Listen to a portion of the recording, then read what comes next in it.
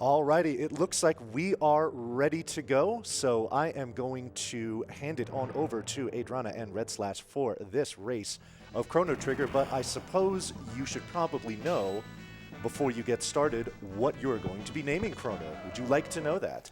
That'd be great. Alrighty. Chrono's name is going to be Dan in honor of the Final Fantasy I run that we just watched. So that'll be capital D, lowercase a and n. We also need the second name. The second name is going to be Goomy. That's capital G, lowercase O-O-M-Y. All right. All set. Are we ready to go? Awesome. Well, I'm Aedrana. I'm Redslash. And everyone knows Puexel and Elmagus, so... Yeah, and we also have Zeal joining us on the couch, too. Ooh, thank you, Zeal. My bad. New runner of the game that's shot to the top of the leaderboards, too. Nah, just like that, you know. All right. So, should we do a countdown? 5, 4, 3, 2, 1, go!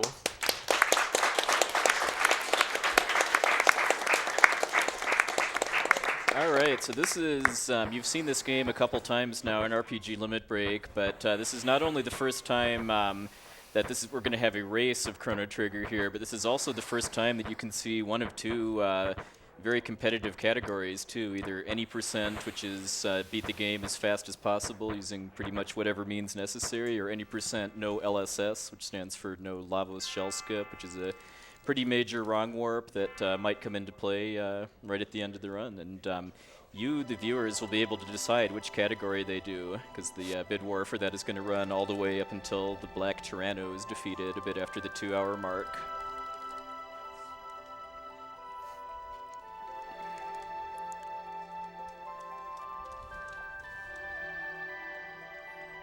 Alright, so we are starting out here. First things first, of course, as in every RPG, we're going to set the battle speed to as fast as we possibly can.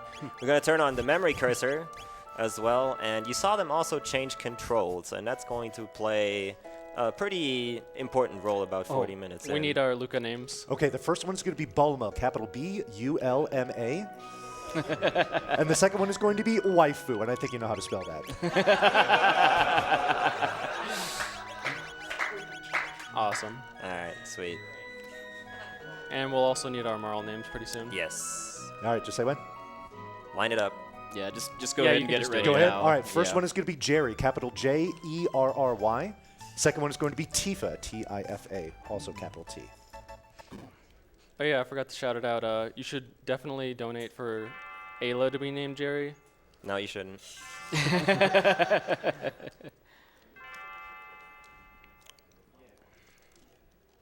Alright, so again, they just did the basic menu settings, battle speed 1, obviously. Memory cursor on, very, very important. We're going to get into that once we get to the actual fighting. But, yeah, they also changed the controls. I forgot. Usually it's Tifa, right? in... yeah, Tifa. Alright. Okay. So usually every runner has their own control preferences because this game, unlike some other, like, you know, JRPGs, movement actually plays quite the important role. So depending on your control, how your control layout is, it can make a bit of a difference. And there's one glitch specifically about 40 minutes into the run that actually needs you to change the controls. So that's why every runner does it in their own way. Switching around dash. Yeah, I see they both attempted Candy Skip, which is just a very, very minor skip in a full game category. It saves about a second or so. In a New Game Plus run, it would be a bigger deal, though. Oh yeah, oh yeah. I got super close. Alright, so we're just starting off here with a couple cutscenes. Pretty slow start. There's like, you know, getting to know the characters. I'm sure most of you are familiar with Chrono Trigger at this point. Been in RPG Limit Break a bunch of times, so don't need to explain too much about the plot right now. But yeah, mostly the runners are actually focusing. There's a lot of minor things if you paid attention to how they talk to or try to talk to Luca. They had very specific movement for that. Depending on how you line yourself up in this game for some things, you have a 1 pixel movement and 2 pixel movement if you run. So you can be very specific with the movement if you set yourself up in a good way. and you can save a couple frames here and there by talking in specific spots to NPCs and stuff like that. So that's going to be actually very important. Yeah, something I just think really makes this game stand apart from other Super Nintendo Square RPGs is just the movement all being pixel-based instead of based on tiles. So that just makes it so much more technical and and so much more room for optimization. Indeed. And I'm hoping we're seeing a lot of optimization here. Show's over, folks. We just started.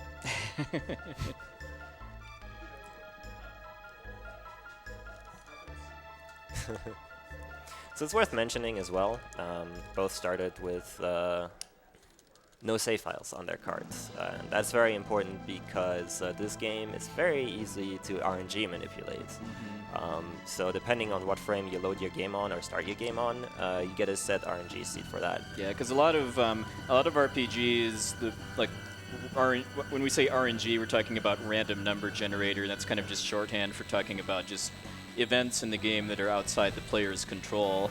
A lot of RPGs, it's based on like a frame counter or something, which makes it pretty much impossible for somebody other than TaskBot that we just saw to kind of manipulate outcomes. But in Chrono Trigger, the battle RNG is only affected by other actions in battles and by resetting the game, because it's seeded based on the frame that you either start the game or load a file. And if you have no save files on your cart, then it will always start at 0.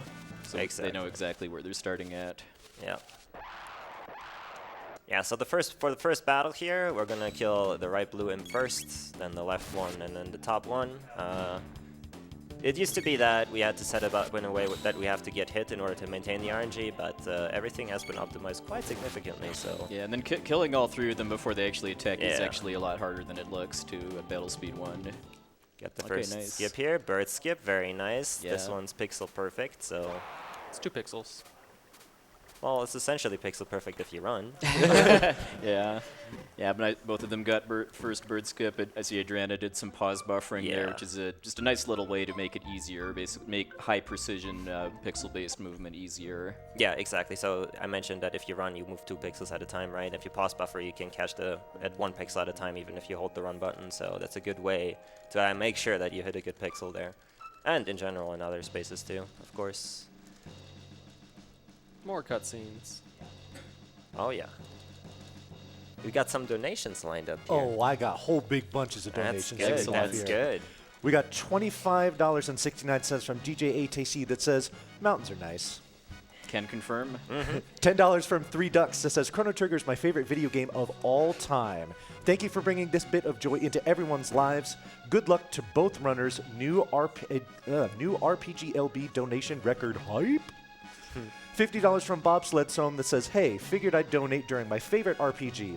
Good luck to Aedrana and Redslash, and huge shout out to Elmegus, Puexel, Bowie, and High Spirits for keeping me entertained in RPG speedruns these last few years. Love the event. Great job to the organizers. PogJamp to chat. Glenn is our true savior.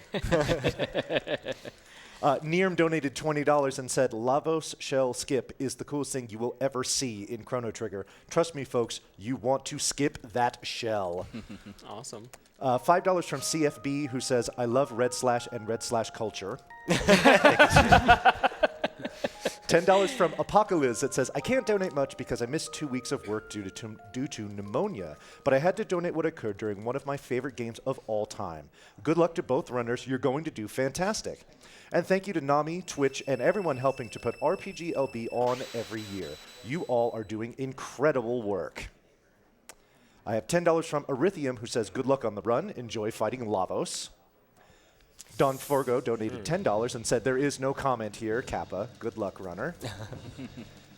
$25 from Drunken Draconian, who says, good luck to Redslash and Aedrana. Shoutouts to Puexel and Bagoose on the couch. 5 green slimes for both to keep it millennial fair. Yes. Donate for Shell Skip and be amazed. Oh, yeah. Thanks, Yeah. DT. Could maybe just point it when we're talking about this category bid war too. If you're not really too familiar with Chrono Trigger speedrunning, maybe you haven't actually seen one at all before, the way I'd just explain it is that if you donate for any % no LSS, you're donating for just a really long, precise, and difficult battle against Lavos' shell. It's like 20-ish minutes or so in total, where pretty much every turn matters, especially with the RNG manipulation they're doing. And if you donate for any percent, you'll be donating for them to do just a really, really technical and difficult glitch to actually skip that completely. So please donate for the fast thing. Appreciate it. Save the frames. Save the frames. Save the shell. So I'm taking it you two don't want to fight Lavos, right? So what you're saying is if people don't like you, they should donate for Lavos, right? You can do whatever you want. Anyways, we got through the start of the game, and now you would think if you RNG manipulate everything, why would you grind, right? But we need to put in a slight little grind at the start here, simply to learn our first couple techs that will help us out in the very near future after, or once we progress to the cathedral. These fights are of course also set in a way because we manipulate them. Interesting. I'm not sure why my RNG is not on correctly. Whatever. Not a big deal if you're off at the start of the run specifically, because A fair bit of the manipulation in the start of the run is actually fairly difficult too, especially with the fastest possible strats. But but the fortunate part though is that the kind of the penalties for getting off aren't quite as severe as later on in the game. the worst thing that can happen at the start, you lose like 30 seconds maximum, and sometimes you can still pull it back if you know how to do it. because like the really big thing they're trying to manipulate at this early point too is the Nega Etz fight coming up when they enter the cathedral. Because they have a, they can either just walk around, use a scratch attack, or cast the slow spell, which unmanipulated is they're pretty much going to do it like 2 or 3 times at least. If you couldn't guess, the slow spell is slow. Yeah, not just the animation for it is slow, but it also slows down your ATB too. Yeah, you can see here Aedrana is not on RNG, so lost like maybe 5 to 10 seconds in that window. Yeah, because a big thing that the RNG manipulation does do is let you force critical hits. That's too. a big one, yeah. Yeah. It's criticals and enemy behavior. Obviously, those are the 2 big things that we can try to make sure go in our favor. Yeah, so Redslash starting Nega fight. Yeah, looks like he's definitely good. Yeah. So the Nagaets are annoying because they don't really take damage from physical attacks, which is the whole reason we had this short grinding segment in there, was to learn Fire Whirl, so we can take care of them with the magical attack real quick. Yeah, the combo system is another one of the really kind of unique and defining things about this game too, because every character has 8 single techs, and then each pair of characters has 3 dual techs, and there's triple techs too. And then, yeah, Fire Whirl is just, it pays for itself just on this fight alone, pretty much, as far as the time you spend fighting 5 enemies in the forest. Yeah. So we will need Glenn's name. Frog's name. So we have an interesting situation here. We have a tie for second place. Oh, that's neat. Okay. Somebody want to snipe that real fast? Yes, that means snipe. Snipe. Please Well. don't make us have to make executive decisions. Yeah. What's one of them? So the one in the lead is S-Dub, capital S-D-U-B. Nice. Good. Good. That's a Capital good D? thing, S-Dub. Yep. And now, for the second place, Shoutouts to a SNES warrior, SW. I'm gonna need that. All right, yep. Okay, so it is going to be Bort, capital B-O-R-T. That was my Chrono name last year too, and yes, we do need more Bort license plates at the gift shop. Alright, so into the cathedral, the first real dungeon of the game, and this dungeon already has quite some nice movement and tech and glitches in it, and in fact, at the very end, we're going to combine a lot of glitches at the same time. The first one you see here on Redslash screen already, he is using a glitch called the Fade Out glitch, which in this game, whenever you go into a screen transition, it will slowly fade out into black, right? But what you can do is you can actually still open the menu while that's going on, so you can stretch that fade out into while you're still moving into a room or a trigger or something. And what we do here in the cathedral there's a power tab in that little basket they were reaching, and you can start the fade out, get the tap, and then you don't have to tap fanfare, so you save. Yeah, because you are locked in place during the fanfare if you actually just pick up the tab normally. Exactly.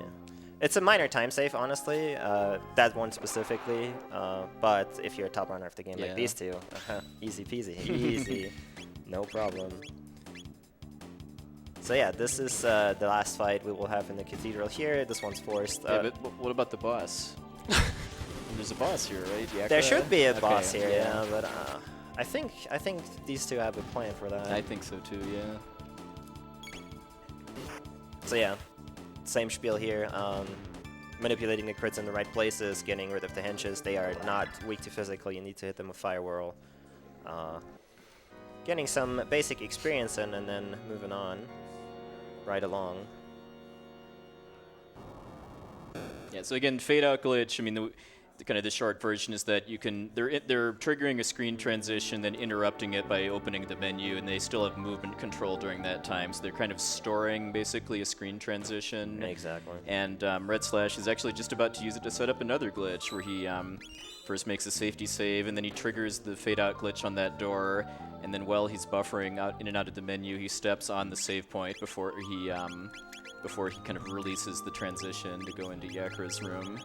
He's doing another glitch called de-equip, but we'll get into that later. We'll just let you enjoy this for a moment here. So we're running in here, saving and reloading. It's a save anywhere glitch. If you fade out on a save point, you can maintain the save state so that you can save anywhere, essentially. Yeah, and that persists until the next time he enters a map that has a save point in it. Yeah, there's stuff happening now. I'm pretty sure this is not how it's supposed to be. What you doing there? Oh boy.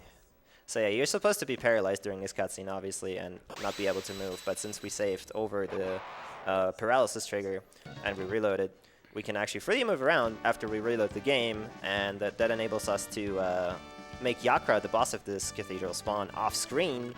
And if he spawns off-screen, the game tries to start the battle, doesn't see the enemy, and it's like, well, you must have won, and then boom, done. Yep, and then we can rescue the real Chancellor and just be on our merry way. Yeah, you don't actually have to do that. Like, it's just faster to actually open the chest because, like, once you talk to the queen, the Chancellor would go out and still have a text box, so you do it while you do the skip.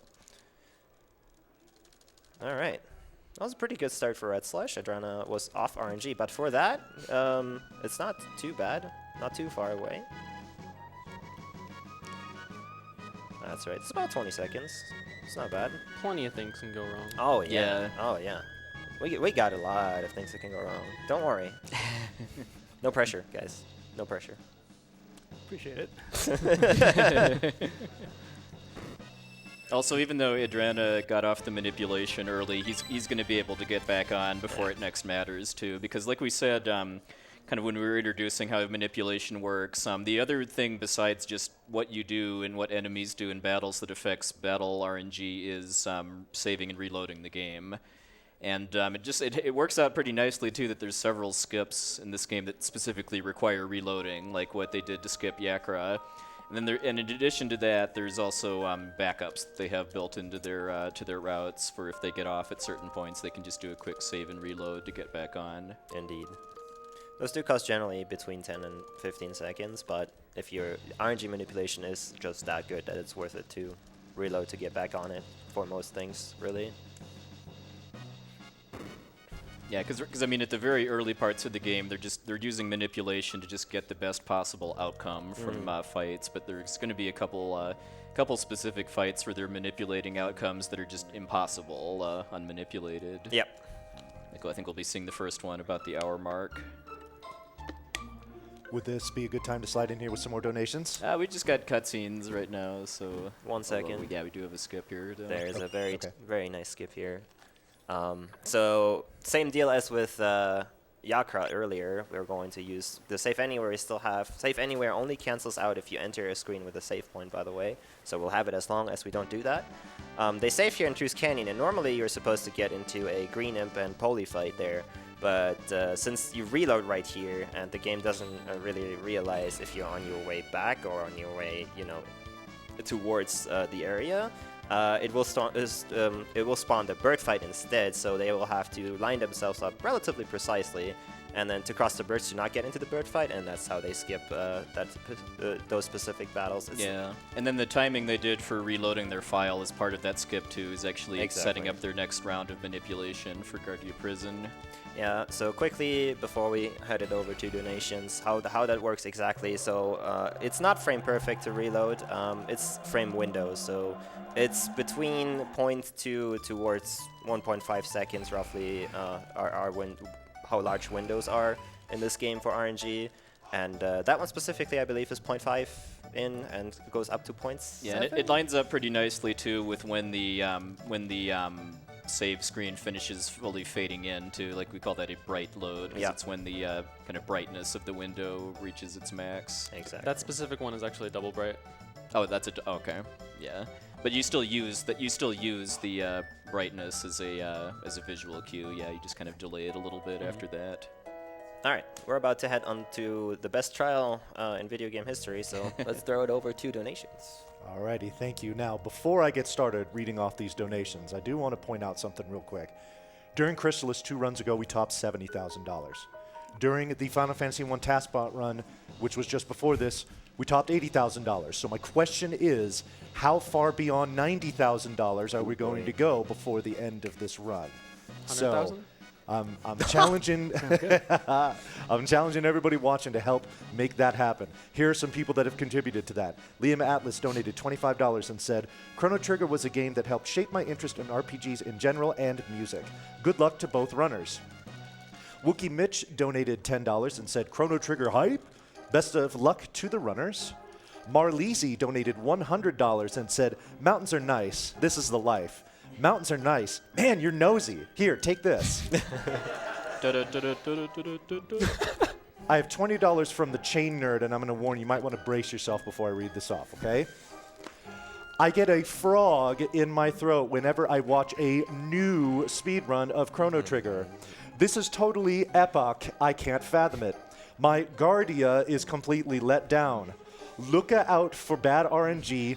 Don't mess up any bird skips. Always keep the Kino to the time machine nearby. And relax your rep-tight shoulders. Have fun, guys. Donation to Loser's Choice. I think we are. I've got $25 here from J Money Motos, who says, greetings from the front row. Good luck to Aedrana and Redslash on racing one of the greatest games of all time. Hello to Puexel, Elmegas, and Zeal on the couch as well. Have to donate to try to start a comeback for Lavo Shell Skip. No blunder shots. We have an anonymous $50 who just says had to donate for Chrono Trigger. Belfazar donated $25. It says, this is the life. EM-0 donated $10 and just left 3 like sparkly heart emojis, which is very nice. DevilDog357 donated $10 and said one of the best RPGs ever, with arguably the best soundtrack ever. I've enjoyed watching Puexel's runs and tune in or lurk wherever I can. Good luck to Aedrana and Redslash in this amazing race. MS Kane donated $100 and said $100 on behalf of Mrs. Plot. Good luck, both runners, on one of the best RPGs ever conceived. And we also have $10 from Test Debug, who says, this music brings back some of the only good memories I had in my youth. Thank you to everyone at the event for supporting such an important cause. Yeah, so what we want to see in this trial here is actually for Chrono to be found guilty, which saves about 6-ish seconds or so in the in the next cutscene because of a few less text boxes. You could actually kind of do more stuff at the fairground to force the guilty verdict, but doing that would make it way slower than the time you'd save. But kind of a little unfortunate thing, though, is that juror number 2 is actually bugged and is, I believe, just set to uninitialized memory if you don't interact with the Lost Cat quest at the fairgrounds. So we just kind of go in and just hope to hit the magic frame, basically, to get the guilty verdict. Exactly. It's juror number 2. So Aedrana got guilty, Redslash got not guilty. So Aedrana's catching up here. 48% for guilty. It's about 50-50. Yeah, but like he said, 48 is the exact number. So I hear that 48% has significance in FF7. It sounded like, but I don't know. If we're still cutscening, can I bring in a fresh batch? Alrighty. Keep them coming. Glenn79 donated $10 and said, your friendly neighborhood amphibian here. Some people might find me gross, but you'll see that I'm not that bad. I can't wait to reforge the Masamune and slash that flea. Magus is going down. Sorry, what? we need him for commentary, though. At least for 2 more hours or so. Alright, very good. Cheshire Cat donated $20 and said, had to donate during my favorite SNES game of all time. Always the highlight for me. Great runners, couch, and new strats. What more could I want? Good luck to both runners, and thanks for the couch's excellent commentary. I would like to make this Puexel's choice.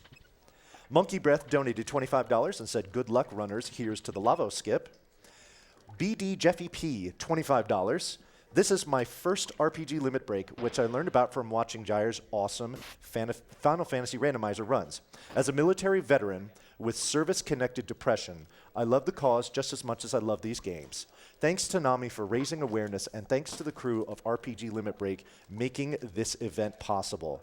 And last but quantifiably not at all least, we have an anonymous $250 donation.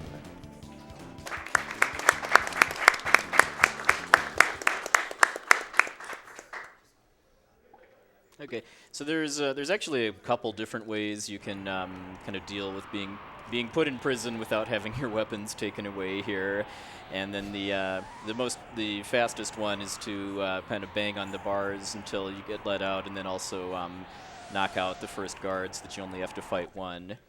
So kind of over on Redslash's stream there, you see him doing the fade out glitch there in order to skip a forced encounter on that bridge with 2 more guards. It's normally unrunnable.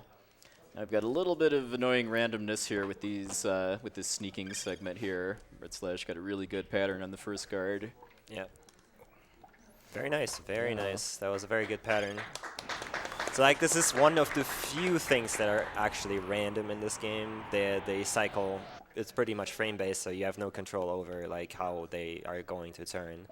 They have a set amount of time. They have in between turning sometimes, but yeah, you still are dependent on, all right. Okay, nice. Pretty reasonable, yeah, very nice.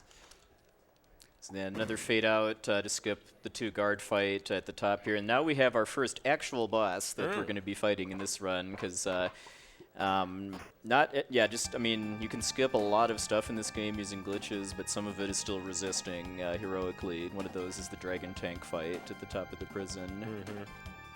So for battles that do have to be fought, they're by and large going to be using manipulation in order to kind of do a number of things. I mean, they're going to be, like for the dragon tank fight here, they're going to be manipulating critical hits, especially with Chrono. They're also going to be manipulating what the tank does as far as like who it attacks and what damage it does. And because of that, they're actually able to get away without having to heal, too. And in some fights, they will need to heal, but they can heal kind of proactively instead of reactively. Yeah, you can see here, if you pay attention in the fights, they will always, manipulation most of the time, you can set it up in a way where you can wait for an attack animation or something happening on the screen and then input your commands. And that works out really, really nicely. Otherwise, if you had to input commands on a certain frame or like, you know, when nothing's happening, it would be really, really hard to do that consistently throughout the whole run. But fortunately, most of the things you can set up in a way where you can wait, something's happening, and then you do something. Yeah, like here they're queuing, like when the head heals the rest of the body and wheel, that's a really good opportunity to input attacks.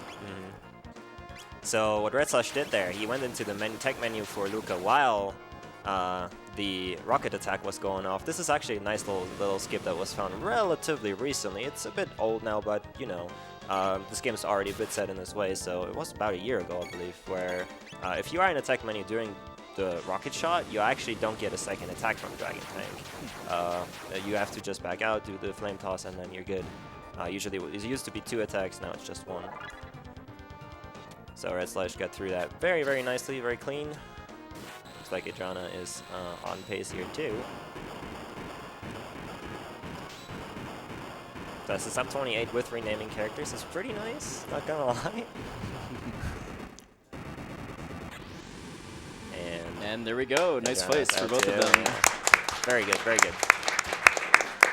We have a very minor skip coming up here. Usually if you run down and the guards will be shocked that you're out and then have a small text box. But if you nudge on the right side there, you know, you can get past them without them actually having, or without them actually getting shocked. So no text box. It's a minor time save. See if Aedrana gets it. Very nice. Very nice nicely fast done. setup too. Yeah.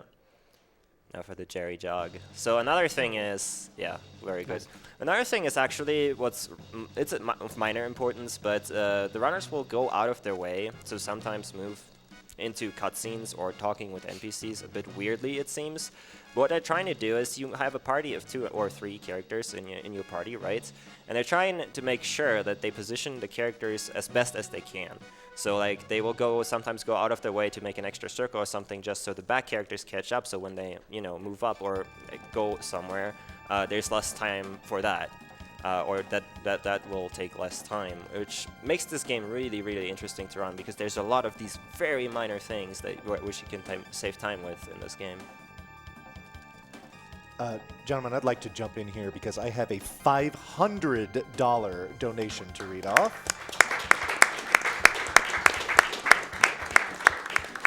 And this one comes from Eternal Newbie, who says, I've never seen Lavos Shell skip, so had to donate to find out what it's all about. Good luck, guys.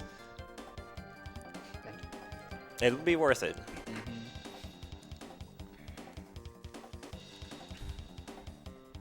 Can I have got several more. Yeah, Can I we keep got- Roll going? them in. Roll them Keep in. going. Beautiful.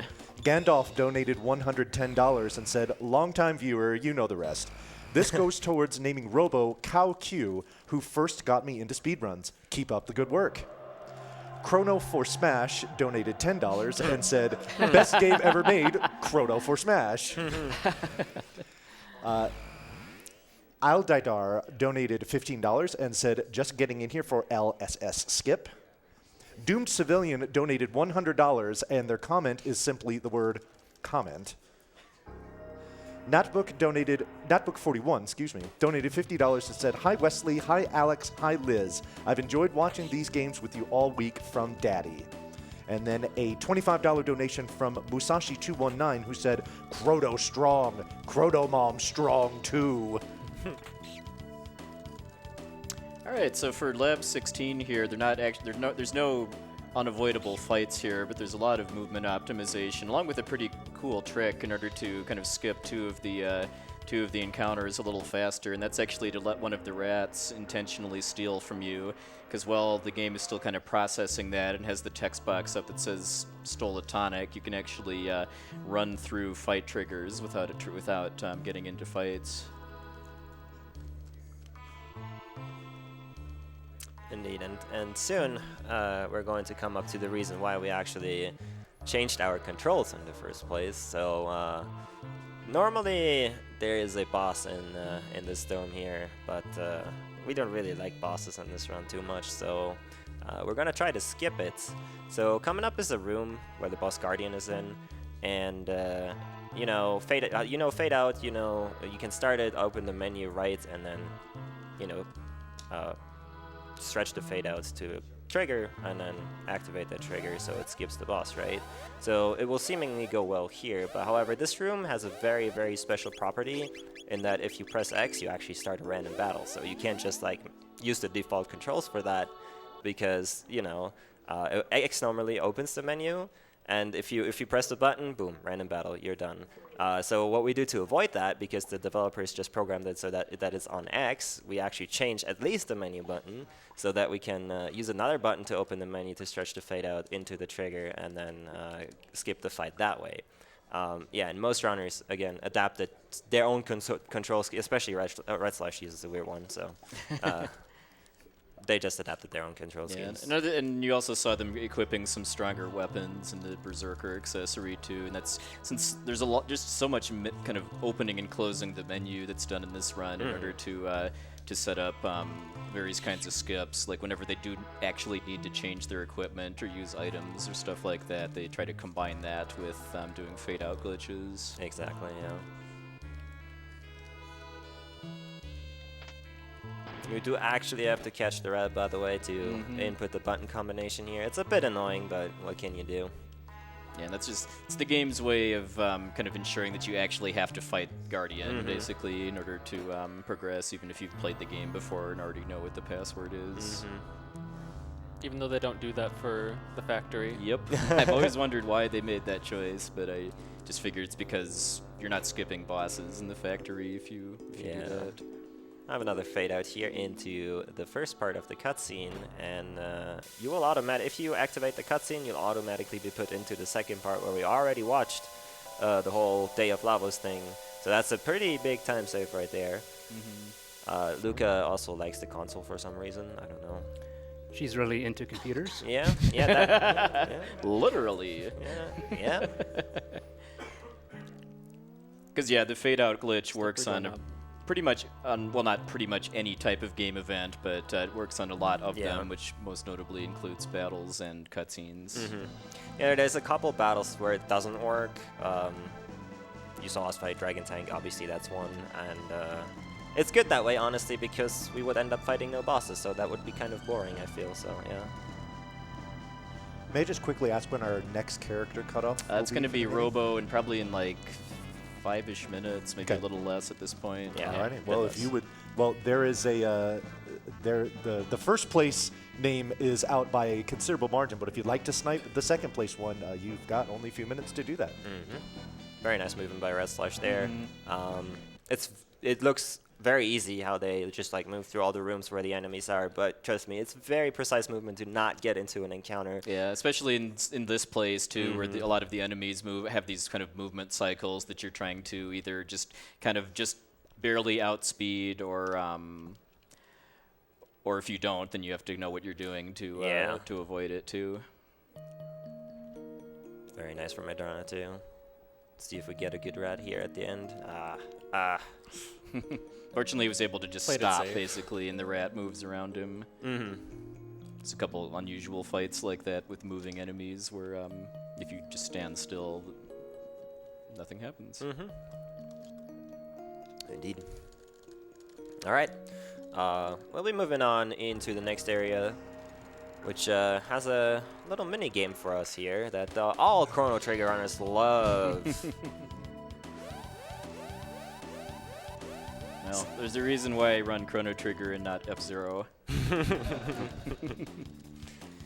So if you get here without going to the dome, these robots will attack you, we'll have to fight them, and then you have no way to progress. But since we have the bike key, our good friend Johnny shows up here. And Johnny likes racing, so he's like, hey, you got a car here. If you want to go across, you got to beat me in the race. And yeah, that's what we're going to try to have to do. It's a very simple minigame. It does have a little quirk to it, though. So you see the WP they have here, and that basically means the higher that gets, the more you were ahead of him. And it actually saves time to stay ahead of him. Very minor, but it is a time save if you manage to actually stay ahead of Johnny. It is relatively hard to do, though. Like, especially when you can't rotate the camera, which is the case the first time you do the race. Exactly. Redslash is doing a very good job here. Damn, nice. Very nice. Very good score. That was there. 2228, I think was his score. I don't think I can do that right now. The absolute high score you can get is, I believe, 2371. Was it that? Yeah. It was, something like that. Yeah. Aedrana got that a few days ago, and I've never gotten one on stream anyway. Yeah. So the reason everybody loves this is if you lose the race, well, you can either try again or you can cross the ruins manually. So, and that's a pretty big time loss, unfortunately. So, yeah. And if you are trying to stay ahead of Johnny, that can lead to some unfortunate situations where, like, you just barely miss him right as you cross the finish line. You can you can set yourself up in a way which is unfortunate with where you're bound to lose. Like, you can't do anything anymore sometimes. And then Redslash doing the unavoidable Protodome fight there, where he's kind of manipulating critical hits with Marley with the Berserker. All right, we're getting close to Robo's name. Well, as yet another homage to the run that preceded this, the first namer of Robo is going to be naming him Taskbot. It's going to be capital T, capital A, capital S, and then lowercase bt. All right, good stuff. And then as you see Aedrana approach Robo too, you'll see him do a kind of a really minor trick too, as far as kind of running past Robo and then talking to him from the side, and that's just because the cutscene doesn't actually start until Marley walks in front of Robo, and you can speed that up a little bit if you just kind of manipulate her to run closer to Robo before you trigger the cutscene. Yeah, on top of that, the cutscene still keeps going even when Chrono and Luca are moving back into position.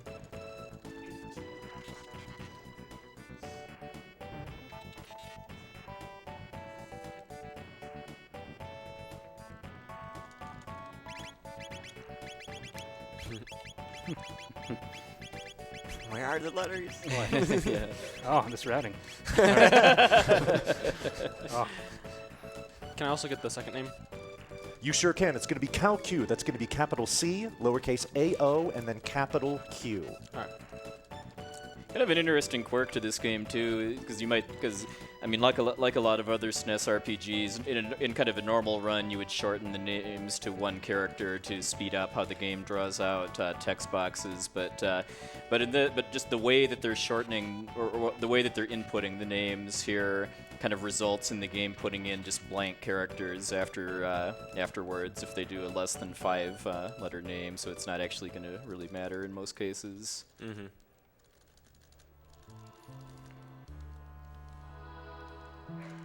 Like I know way back when I first got into running this game, we just used all the default names because it wasn't known yet. Kind of the optimal way to shorten the names so that you actually do get 1 letter instead of 5.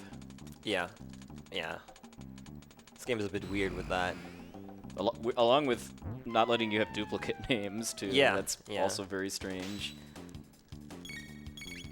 Alright, so we are entering the factory, and this is probably one of the most annoying places if you do a non-manipulated run, because these slimes right here and assets that we're going to meet, they have very high defense, and that effectively means that you can keep attacking them and sometimes just hit for 1 and 1 and 1.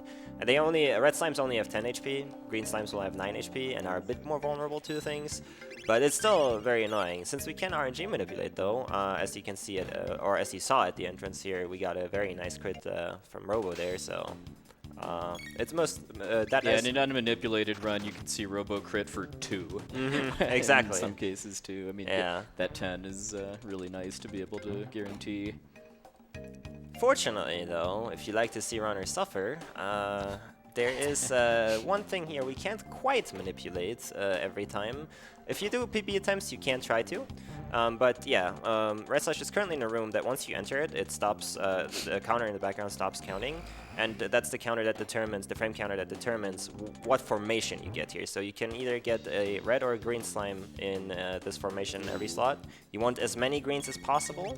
Yeah, just because they have 1 less HP and a fair amount less defense. Exactly. And yeah, the problem here is since it's pseudo-random, effectively, especially for a no-reset run, there's no way to manipulate this fight, really, at that point. You can, like, if you do PB attempts, it is routed out that if you hit the right frame here, which you can check the in-game timer to do that, you can get 5 greens. But it's very hard to do, obviously. Oh yeah. Yeah, and then we'll just quick see what Aedrana's pattern in here is too, but another advantage to getting a lot of greens, or at least of the same color too, is that it's kind of easier to avoid a special fusion attack that they have too. Like that is a really good placement pattern there too, because Oh yeah. if you attack a green when there's a red kind of somewhat close by, they do a chemical fusion attack that both has kind of a slow animation and also hits all of your characters for like about 30 damage or so. Yeah. You might be getting one here if either of those greens survives. I don't think. Yeah, it doesn't look like it. We good. Oh, I shouldn't have done that. Ah. Yeah, so there's the fusion there. You just wanted to demonstrate it, I guess. Yeah. just call us out that we're not misinforming. Exactly. Yeah, Redslash had a bit of a rough fight for red slimes. You really can't control that, and if you keep hitting for 1, like I said, then, well, that's that. Can't really do much about it.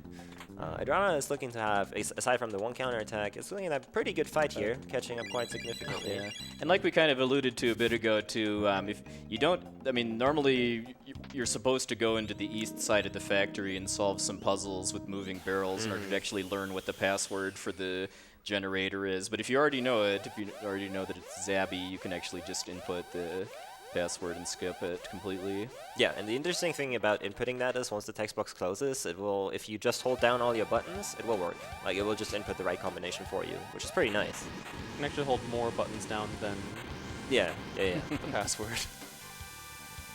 As long as you hold down the correct buttons as well, it's fine. It's fine, yeah. And you don't hold down too many buttons. For example, LR, start select. Oh, yeah. Shoutouts. That's a very bad button combination right there. I mean, Shoutouts to a couple runners who have done that at that password screen. Yeah, and then, yeah, it's probably worth pointing out, too, that, yeah, LR Start Select lets you soft reset this game, too, and every time they're resetting the game for RNG manipulation purposes, they're just doing that instead of actually reaching over to hit the reset button on their SNES consoles. It's very convenient that the game has a soft reset built in. yeah.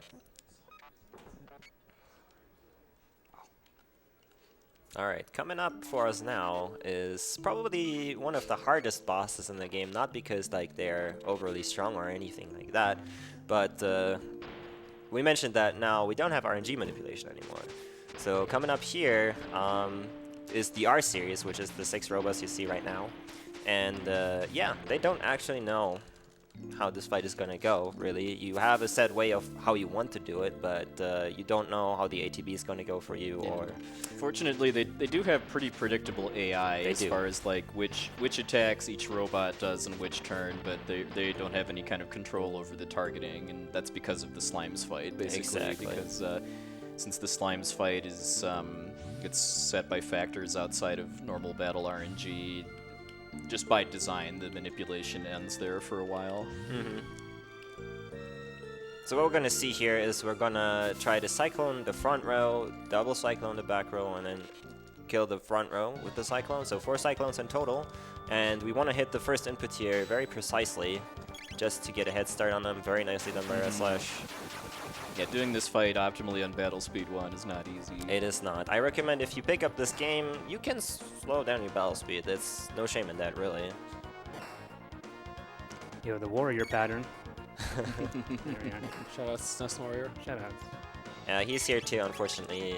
He can't be on the couch because he's sick. He's also a runner of this game. It's very unfortunate.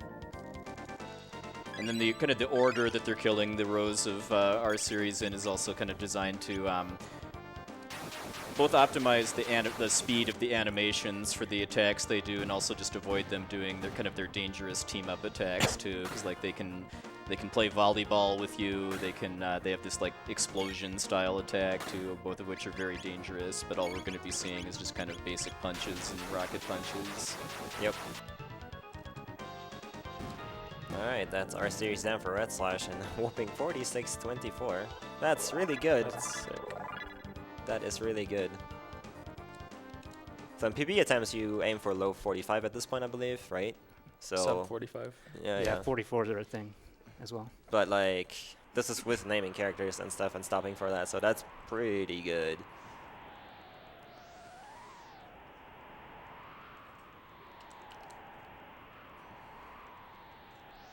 Alright, and Aedrana finishes it off about 30 seconds later, so still very close, very close. Very nicely done.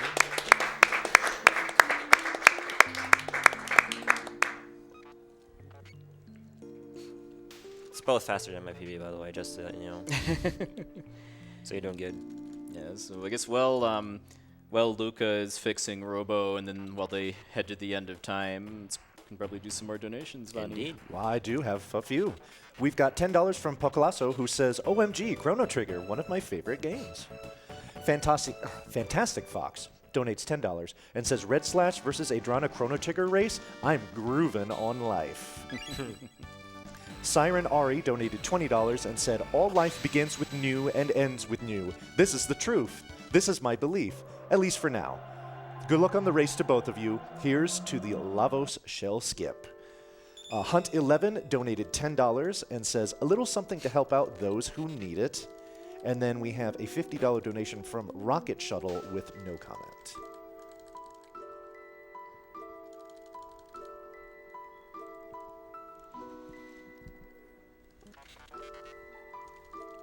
Alright, so this is the spot in the game where for the first time the game realizes, wait, we can only give you 3 characters. What are we gonna do? Let's put the end of time in. That's good. So what you can do here is essentially you can choose your party freely from now on. Chrono has to be the leader, but you can switch your other party members by pressing Y essentially, and yeah, that gives you a lot of freedom in how you want to, arrange your party.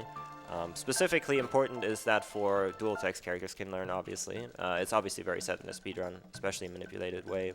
But we also meet Specchio here. So at the start of the game, your 3 basic characters, Chrono, Marluka, can only really learn 2 texts. But once you get here, you meet Specchio, and he is a knowledgeable warrior type deal, which, yeah. I don't know. He looks pretty unintimidating, but apparently he can teach us magic, so that's very great. If you dance in front of him like Redslash is currently doing, Yeah. he's kind of exploiting some knowledge of just how the event triggers for this room work, that you don't technically have to kind of run along the walls, you just have to touch the corners in a clockwise order. A nice little perk to learning magic from Specchio too is that if you actually haven't gotten enough tech points to learn any of these characters' level 1 and 2 techs, which is true for all 3 of them actually in the speedrun, the game just gives it to you at this point, along with their level 3 techs, which are their first magic spells. Robo, unfortunately, does not have any magic. Aw. Frog does, but, well, we might be seeing it actually, depending on the category bid war. Which we've got about another hour, 15-ish minutes or so before we'll need to cut that off. Indeed. Speaking of Bid Wars, when will we be cutting off our next character naming? That'll be a little bit later. It'll be after Masamune. Yeah, it's about 20 minutes from now-ish. Nah. Gotta get there, too. We just saw Redslash do a little skip called the Cake Dash, too, because normally when you leave the Medina Village house for the first time, the people there stop you and give you some lore about the history of the Mystics. But just through kind of a combination of eating the cake and changing your party formation, you can actually just kind of interrupt that and leave early. Yep. Yeah, for whatever reason, switching your party actually regains control of your characters, and we just call it a swap glitch. Yep, you can do that in a lot of places in this game, yeah. So yeah, we didn't quite reload the game for RNG yet because right here we don't really need it. There's no fight we have to take at all. We can run away from the ones we are forced into, so no big deal. And yeah, at the end of this cave here, we're actually going to see, well, we're going to see a boss, but we're gonna try to be pacifist, you know. Yeah. It's actually one of the harder boss skips in the run. It's quite a bit harder than the Yakra boss skip they already did. So Yakra had a huge window for actually, you know, getting the save and then reloading, right? It's not the case for this next skip here. Yeah. This whole section we pretty much all call the glitch gauntlet. Yeah, for sure. So Redslash is coming up to it. He's going to have to get the save anywhere before he enters the room here. Fortunately, once you enter the boss room, you can still go out if you somehow miss the save anywhere, so there's no danger of you getting locked out of the glitch or anything like that, so that's very nice. Do a safety save and then a very precise movement. That looks good, actually. Very nice, very nice. So you have to be on exactly the right pixel and open the menu on exactly the right time in order to reload the game and be behind the trigger for the Hecarim fight. Now, very interesting here is that what you have to do is you can't just run past. You can run past him if you want to, but that's not good because you need to actually trigger Hecarim, so you have to run into him, and then you have to run back into the battle. So what that does is if you run into him, he gets activated, and if you then run into the battle, he will already be exploding, so you don't actually get the fight, but the story triggers actually advance. If you just run past him, our next destination is Xenon Bridge in 600 AD. That would just not be a thing then, so you couldn't continue. You'd be soft locked essentially. Alright, let's see how Aedrana's Hecarim skip goes. I don't know if that's good. I think that was close. Yeah, we're good. Nice, first try on Very both nice. of them. Very nice. It is super difficult to do this one. Mm-hmm. And it's especially awkward if you miss it, you can reload the safety save you do beforehand, but you'll be in a different pixel position than you would be when you come out at the door. So you have to do I actually just save outside because I Yeah. don't want to deal with that. yeah, exactly. So it would be different then. So Mhm. you'd have two ways of doing it there, but yeah. Also, we're gonna have a little preparation here, a little advertisement for the LSS glitch here. It's a kind of a mini type of deal thingy here. It's pretty rough, very nicely done. So, save anywhere, obviously.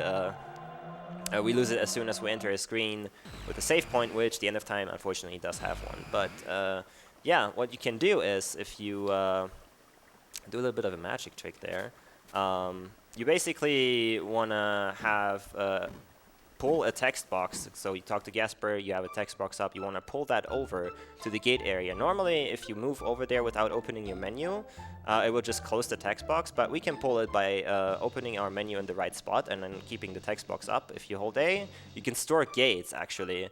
We can see it maybe on Aedrana's screen right now. He's going to open the menu. The text box still up. He's holding A, getting the 600 AD gate. Now, the reason we're doing that is we're going to try to, on a specific frame, actually hit the restorative bucket here. And then what that will allow us to do, normally gates paralyze you, but if you hit the right frame here, and it's about a 50-50 spread roughly, if you hit the right frame, you will actually not get paralyzed. So what you can do is swap your party, and then boom, you can get on the save point and get the save anywhere glitch that way, which is actually a very, very big time save. Normally, if you miss that, you would have to go to the cathedral and get the save anywhere there, which is a bit out of the way, but yeah. Very nicely Yeah, done. because remember that the save anywhere glitch persists until you actually enter a map that has a save point in it, and the end of time has a save point in it. So if you just go through on your way to Xenon Bridge, you'll lose it from when you did the Heckran skip and have to go into the cathedral to reset it up. So the reason I said this is a mini LSS, it's that is part of what how LSS works. There's a lot more going into that specific trick, but so you can get excited for that if you want to donate for that. But yeah. You know, speaking of which, I just want to jump in here and give you all the status of that bid war. Right now, skipping the shell is way ahead with $1,049.72. Fighting it is at $535.54, so just about halfway. So if you want to see it fought, then you got to start throwing some money at it. Yeah, and also Redslash just did two different resets with the save anywhere glitch in order to first skip the dialogue with the captain, where you normally give away the jerky, and then also then to skip the first encounter with Ozzy, which then lets you just run all the way across the bridge, skipping some cutscenes, 2 fights, and a boss. Indeed. And it lets you keep the jerky. Alright, so the Redslash also, we're now in Denadora Mountains. He did a bit of equipping here, basically setting up for the next boss fight already, but also we reload the game here, again, very, very specifically to set up good RNG. And also to skip the cutscene with Tata in 2 fights too, because you're reloading on top of the mountain instead of having to go up the ladder. So the game knows where you are, but it doesn't know what on top of you are really. So it just puts you on top of everything, and then you can skip some stuff that way, including the Tata cutscene. Yeah. Yeah, and this is actually a pretty touchy manipulation they're setting up right now too. Nice somber skip from Aedrana. Yeah. Like we mentioned that, like for about the first hour of the game or so, they've mostly just been using the manipulation to get like favorable or the best possible outcomes for battles. But this is the first case where they're going to be manipulating something that's just not going to happen naturally. Indeed. And it's a pretty, well, dicey manipulation. It goes wrong rather quick. But both, of course, top runners, that won't happen, right? Yeah, and I know part of the setup involves kind of watching what happens in this fight with the goblins that they're running away from, as far as like what Chrono does and what the damage values are. So they're mashing to reload the game, and there's 2 different outcomes you can get in this fight, but for both, it's routed out that you can end on the right value after the fight. You just have to do a couple of different things. Fast bird. Wow. Nice. Yeah. That's way, way harder than it looks. Oh yeah. It's pixel perfect if you use that setup. And you have to do the pixel perfect movement while running. In other words, it's random whether I get Yeah, it or because not. when you run, you move 2 pixels per frame. So if you have to hit something that's pixel perfect, it's yeah. All right, and this is the first time we're going to see the Berserker in actual real action. So we had it on Marl before, so she can crit the boggers in the future. But now the Berserker is the main part of our damage, really. So the thing that makes the Berserker great in this game, it obviously berserks you, right? But it gives you an attack boost, but not only that, you also get a defense boost in this game when you have a Berserker equipped. So that's really nice, first of all. It's 150%. And the greatest thing about the Berserker is you don't need to do any inputs. But why is that so great? So even though you can hold down the X button to auto-attack, that is still 1 or 2 frames slower sometimes than just having the Berserker on. If you have the Berserker on, the game will just instantly let you attack, whereas even if you hold down the button to instantly attack, sometimes you'll have a small delay in there. Yo, double fast bird. Nice. Wow. Well done. So with the Berserker, you can get essentially more attacks in than you could naturally, so that makes it amazing, and also amazing for routing RNG manipulation. First part of Masamune, relatively simple. Got it done nice and Yeah, quick. so they manipulated Chrono, who's Berserk and normally randomly targets to only attack the twin on the left, who doesn't trigger counterattacks.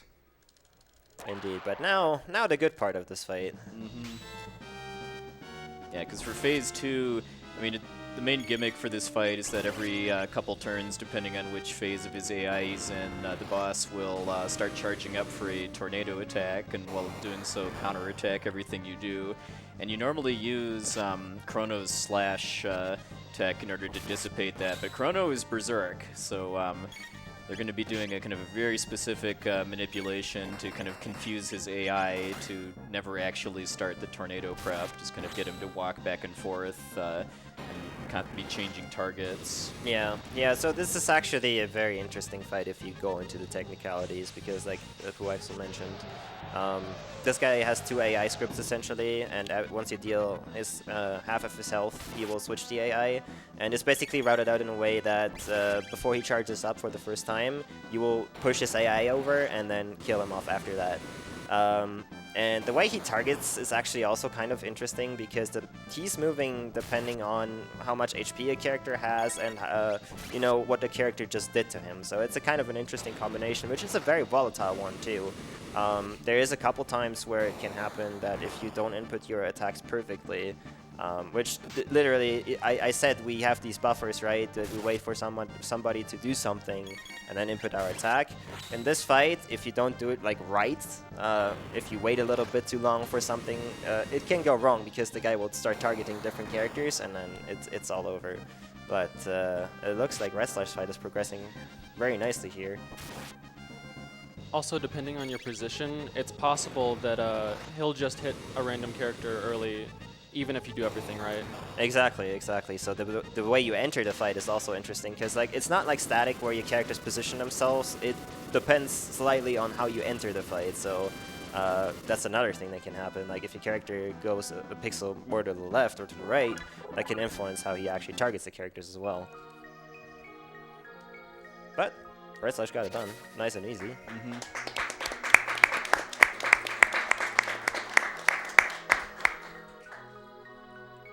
It's hard to understate just how important staying on the manipulation is with this strategy too, because I mean, if you get off the manip and he goes into his tornado phase, then just surviving it all is pretty dicey. Did you use Fire Punch Strat? Yeah. It's easy. It's not easier, but it's safer to use that. I don't use that. Yeah, you're doing it right. Yeah. It's 4 seconds difference. It's not really that big of a deal, but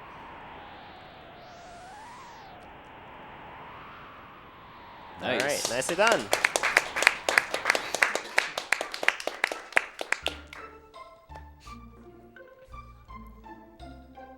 Another reason it's staying on manip is so important is just how short on healing supplies they are right now too, just because you've got a little kind of choice at this point as far as where you get most of the healing items you need for the rest of the run. You can either do it on your way to Denadoro, or you can do it afterwards. And it's a little more efficient to do it afterwards, but that does also take away any options for backup on Masamune. I feel your pain, Red. Almost clean.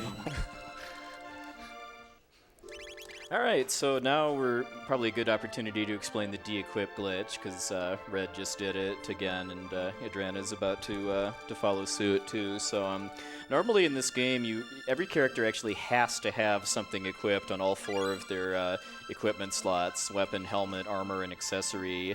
But there's actually a glitch you can do where, as long as you don't actually have kind of another piece of valid equipment that can go into either a helmet. As long as you don't have a valid, for our purposes, helmet or piece of armor, which they've achieved at this point by selling it at the shop, by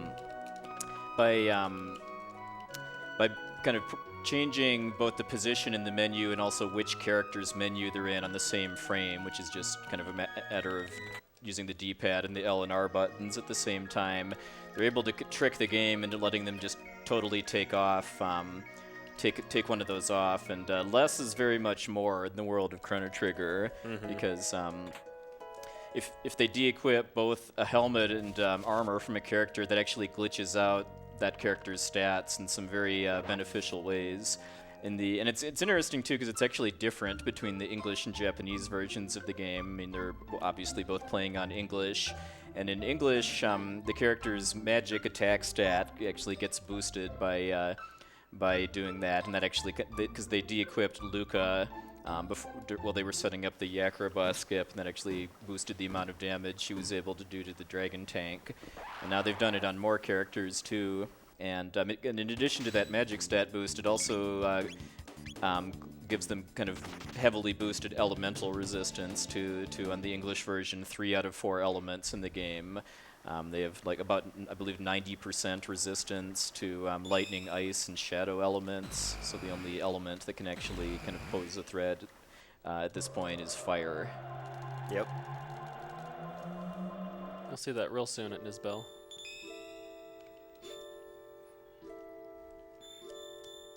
Aw.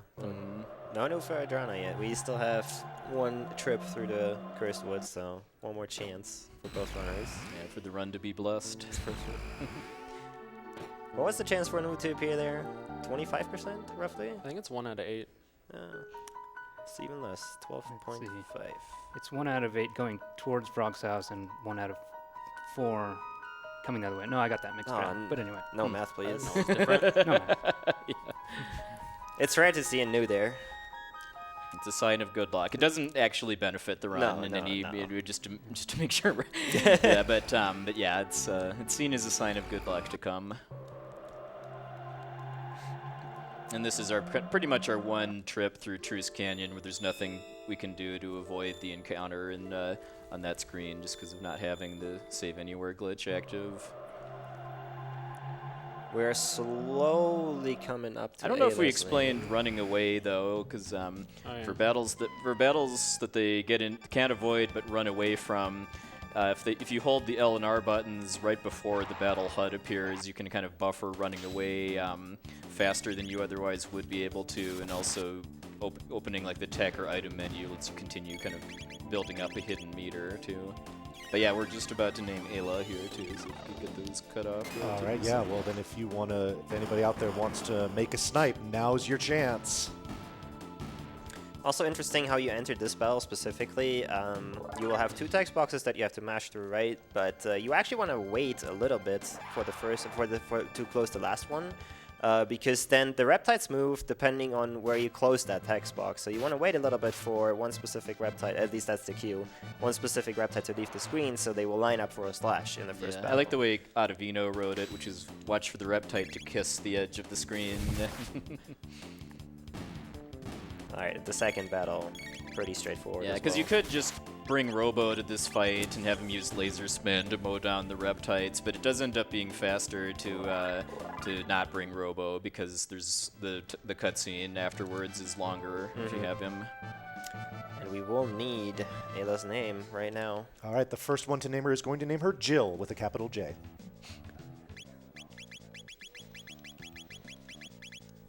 Good writing for the name there.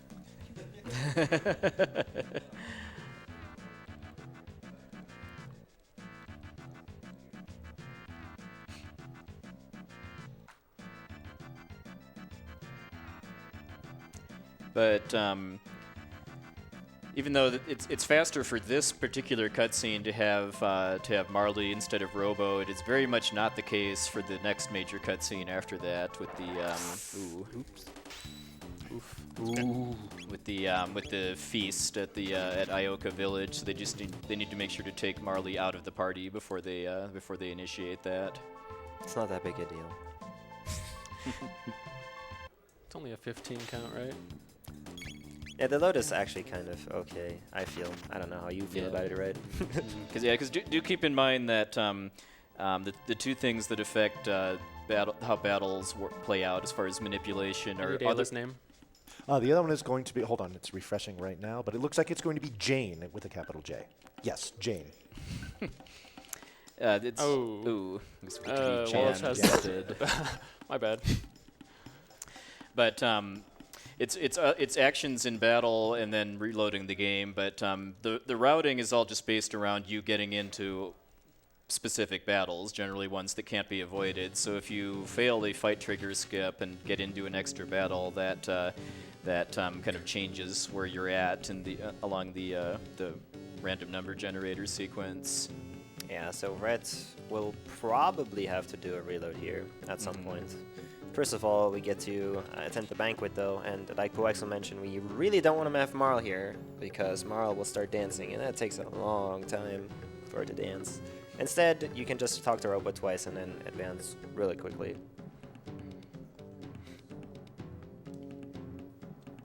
Also, it's time to drink some soup. Soup. You never had a soup drinking contest before? Me neither, but I mean, I don't know. It was all the rage in prehistoric times, I guess.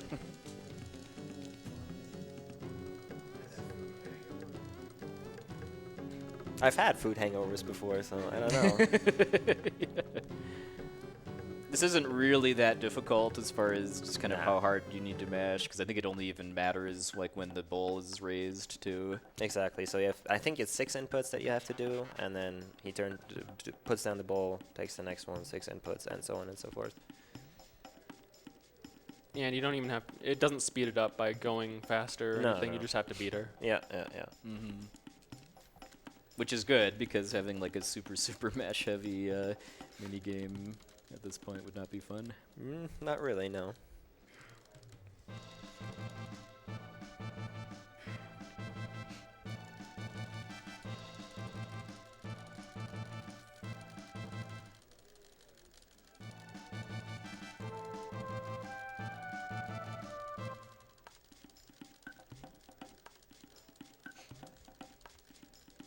So Red's about to do another fade out skip to skip a kind of a long and boring cutscene with Kino here.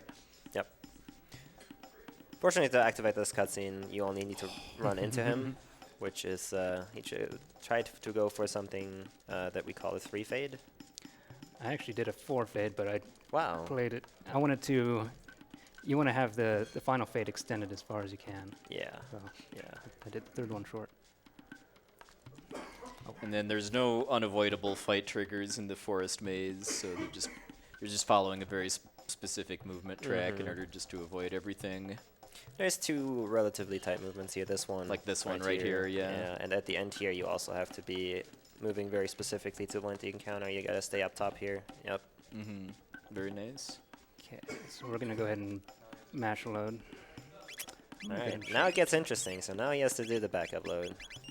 And again, this is just because he got into that extra encounter in Yeah. the canyon. So especially for the next boss fight, which is Nisbel, it's very important to be at least in close to the right window, because Nisbel is based on, or how well the Nisbel fight goes is based on how many criticals Ayla can do for you. So you want to have that set up very nicely. Yeah, because this game doesn't have like like level averaging or anything. When a new character joins you, it's just at the same level every time, and those levels are kind of based around where you're expected to be at in a normal playthrough. So like Ayla is like what, I think almost like 5 levels higher than Chrono at this point. So she's a lot stronger and is going to be our main damage dealer against Nizbel.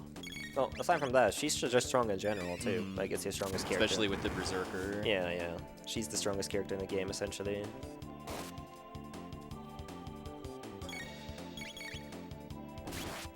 These are 2 mandatory fights we have to go through, unfortunately, but they are of course routed out very specifically as well. Red also, depending on how these fights go, Red can tell whether he's on RNG or not, so it's a very nice thing. Sometimes if you have to do these fights, you have a way of telling, okay, RNG is still good, I can keep going, right? So he's gonna have to wait for the ape here to turn around, and then he can run past it, and this is the last fight before the boss, which we can fortunately run away from. It's a bit tricky. You have to open the menu relatively quickly and then close it relatively quickly after that, because otherwise there could be some complications. Not too difficult in general though, but you gotta pay attention. Yeah, and the main gimmick with dinosaur type enemies in this game too is that they have fairly high defense, but if you use a lightning spell on them, that lowers their defense, and also in some cases just paralyzes them too. Like we see it with the Megasaur fight first, and that's going to play a role in the Nizbel fight too. Yep.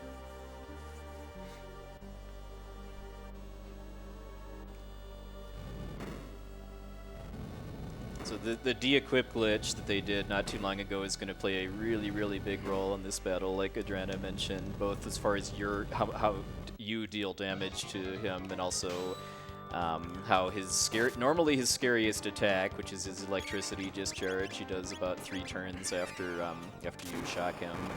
How that much damage that does to you.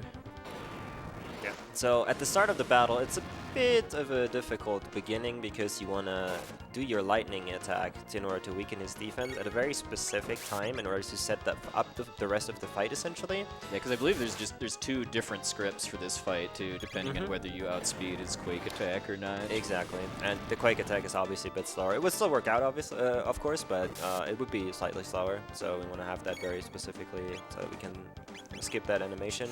But from there, it's very set. Ayla does most of the work. You'll have to do a couple slashes, couple fires, lightning to redo the defense, and yeah, it's pretty much everything to the fight. And if you paid attention to the lightning release, we didn't really take damage from it. That's because of the unequipped glitch. Yeah, that would do like 200 damage or so.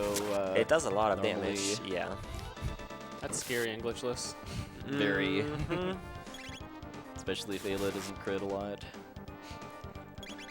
But yeah, nothing to worry about here between Ayla critting almost every attack she makes, and then the electricity wave doing chip damage. Yep.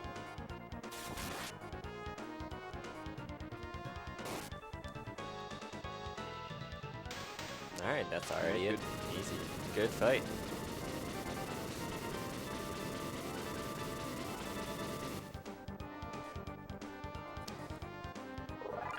Unfortunately, you know, the Berserker is a really great accessory. Unfortunately, since you're kind of have to put it on Ayla here, and we're going to lose her, it will stay on her, and you have no way to get it back. So, whatever shall we do with that? I don't know. No Berserkers anymore. All right, nice. Nice. Still about 30 seconds, so that didn't change at all. Anybody's game still very nice. Exiting Ayla's hut there. If you exit from either side, like the sides of the hut, you don't get the text box at Ayla, which you would usually have. So she would usually say, come back sometime, you know. But you can skip it that way, which is very nice. And the reason Red just kind of turned around and walked into the dinosaur too is just because you can't, at least at this point in the story, you can't get through this canyon without a fight. And doing that just gets those Killwallas to go away too, but you have to touch the dinosaur from the top side in order for the Killwallas to join the fight, otherwise they'll still be there. Hey, we got another Berserker. It's right there. How convenient. Yeah, it's actually insane. And sometimes I think they programmed this game for speedruns. I don't know. That chest is sometimes really hard to get to. Yeah, it's a bit awkward to hit if you're not positioned perfectly, but Yeah, fortunately, it's a lot easier to get it leaving instead of before Nizbel, as far as how it works with skipping this pack of dinosaurs. exactly. Yeah. Good pick up from you. Oh, very nice. All right, so this is the point where we go restore the Masamune, and this is the most cutscene heavy part of the run. We are going to still see a very nice glitch here with the fade out. So normally you go talk to Melchior, right? Give him the stone, the broken Masamune, and he would repair it. 3 of your characters that you have in your party go down into the basement. One of them, either Luca or Robo, would help, right? So we put Robo during the fade out in our party, so the game. Or out of our party, sorry. But the game thinks that Robo is still in our party when you talk to Melchior that way, if you fade it out. So once you get to the basement, you'll have Marlon Luke in the party, and the game thinks Robo's there, but he's not really. And what that does is it does skip all the text boxes and all the stuff that Robo would normally do, which is actually quite a huge time save. Ooh, nice. Get the menu too. And another thing, whenever Melchior is... I believe walking in place, if you run into him, his animation will actually speed up slightly, so that will also save you a little bit of time. Yeah, it's very noticeable at the very end of this too, when Yeah. the screen's about to start turning white. Yeah, so what they do is like literally walk into him. You can see Chrono shaking his head, but that actually speeds it up, so there you go. But yeah, from here we're gonna go back into the Cursed Woods, and we'll have the most cutscene heavy part of the run. I think, so yeah, that's one of the holy grails, I think, of Chrono Trigger speedrunning at this point, is some way to skip the frog cutscenes. honestly, I actually like it because it actually gives you a break. But Now- does it give you a break because you still have to mash?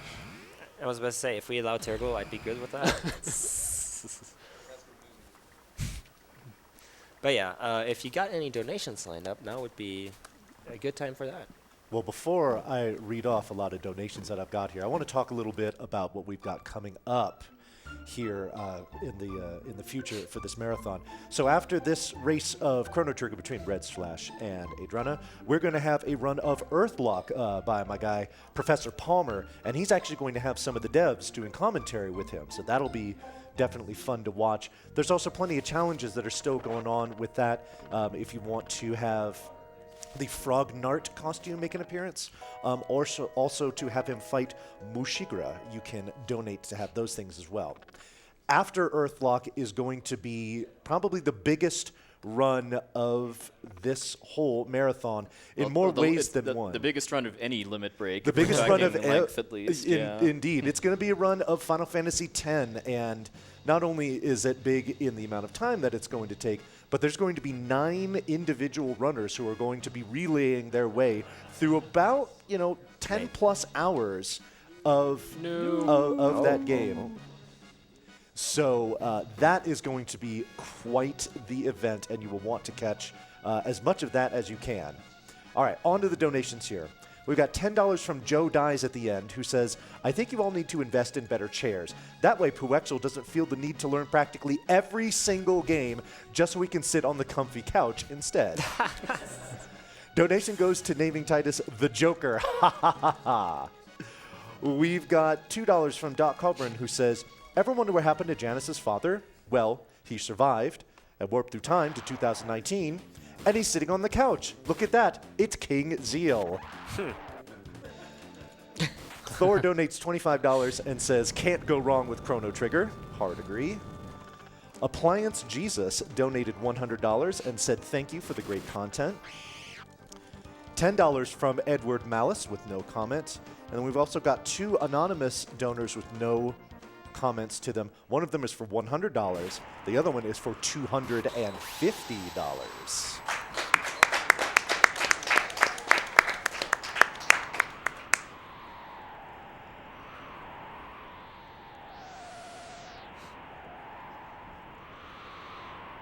All right, so we're just going through a little flashback here, essentially. So our goal is currently to defeat this handsome guy over there, but of course they are failing. I mean, why wouldn't they? But yeah, it's just a flashback from Glenn, essentially, about what happened in the past, and it's a setup for, currently trying to go to Magus Castle to confront Magus, because we believe that Magus is the one who summoned Lavos, and we want to, of course, try to stop that. So that's why we even restored the Masamune in order for Glenn to get the confidence that he needs in order to face Magus. Which is, for the speedrun, especially for any percent, I guess for all categories, honestly, Magus Castle is one of the most exciting places to be in. There's going to be a lot that is going on there, so yeah. That's about what we are going through right now. How you guys feeling? You good? Speed strats in Magus Castle can be pretty rough, but feeling good. Feeling good? Alright. We're good. Sweet. Mind if I rattle off a few more? Sure. Go ahead. An anonymous donation of $50 says $50 towards the free Enterprise Zeroma sprite because it's time to finally combine my two favorite games of all time, Dark Souls and FE. Maybe it will bring us all bad luck for your entertainment. $25 from Odin Smash, who says, had to put in a donation during the Chrono Trigger run, especially since my pal, Puexel, is on the couch for one of my favorite games. Looking forward to what the rest of the week has in store. Keep up all of the great work, everyone. And then we also have $100 from Mako Enhanced, who says, RPGs are my favorite game genre. So many great stories and characters in many great games since NES days to now. Enjoying a good RPG has always helped my depression and anxiety by taking me away to so many wonderful worlds. So thank you to all the game makers, speedrunners, donators, and everyone at RPG Limit Break for this great event. And thank you for that donation. By the way, new counter. Redslash had 3 news, Aedrana had 1, that's 4 in total, which is pretty unusual, honestly. So both are blessed. Yes, very, very, very blessed. And I appreciate you updating that because I just got a donation here for $50 from Maggie the Cat, and their comment is just, no.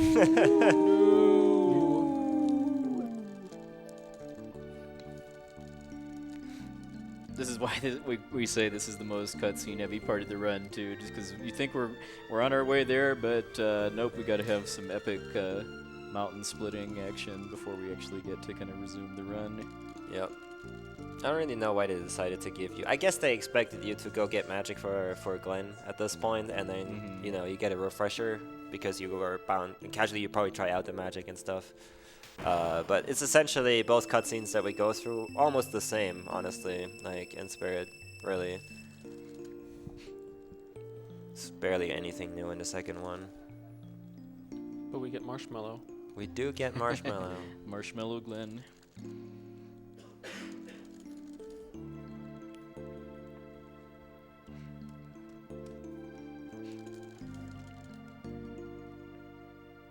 This is, however, one of my favorite cutscenes in the game, in general. I like the anime version of it and the remakes too.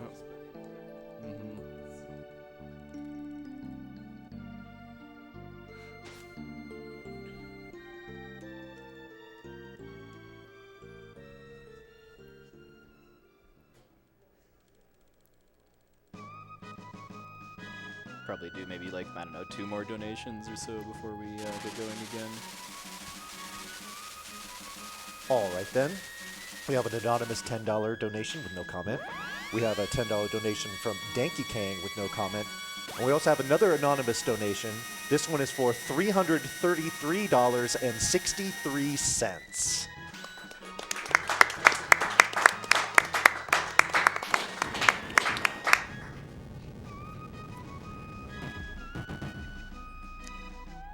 Alright, so after this extensive break, we're getting right back into the action now. Yeah, first battle here we're going to get into either way. We want to run away from it, but we're going to get attacked no matter what, almost. So the good thing about that is we can tell, alright, we're on good RNG. Red is shaking a little bit there. 22, not good for you? Not good for you? I don't know I don't know. about that one. Yeah.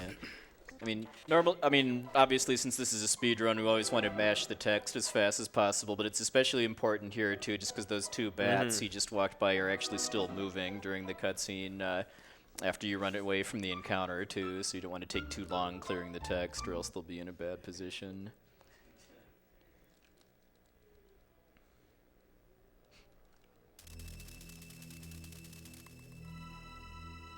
19. That's definitely what you want to see for damage there. That's the way you can tell. All right, I'm definitely on good RNG. Well, there's actually a bad 19 that you can get that's later in the series, but if you're close to what you expect to be on, then I mean, 19 means Yeah, if you have a good Yeah. Nizbel fight and you don't like fail bird skip or something, then Exactly. yeah, it should generally be good.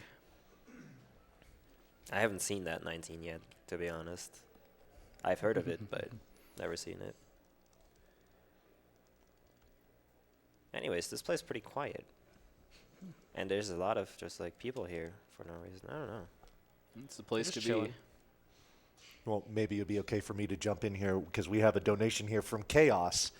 He donated $200, and his comment is just LSS, which actually is a good opportunity to update you on this bid war here for fighting or skipping Lavo Shell. And right now, Skip is running away with it. It has $1,349.72 compared to just $545.54 for fighting it. So it looks like that could be your fate, Well, still some racers. time though. I mean, reminder that the category bid war is going to cut off when the first player defeats the Black Tyranno, which is about 45 minutes or so from now. So still plenty of time to get those donations in. All right. So what Redslash did there, he reloaded the game. He wasn't happy with the 22 damage.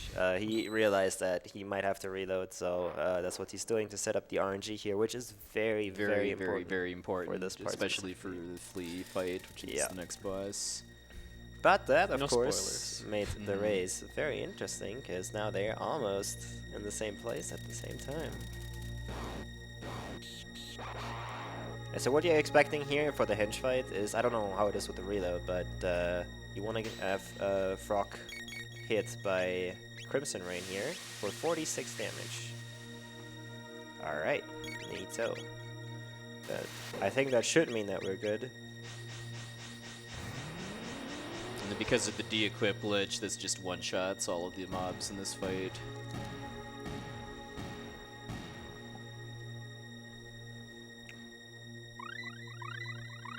We also set Frog to Slurp right there because that's our only good opportunity to set him to tech instead of attack.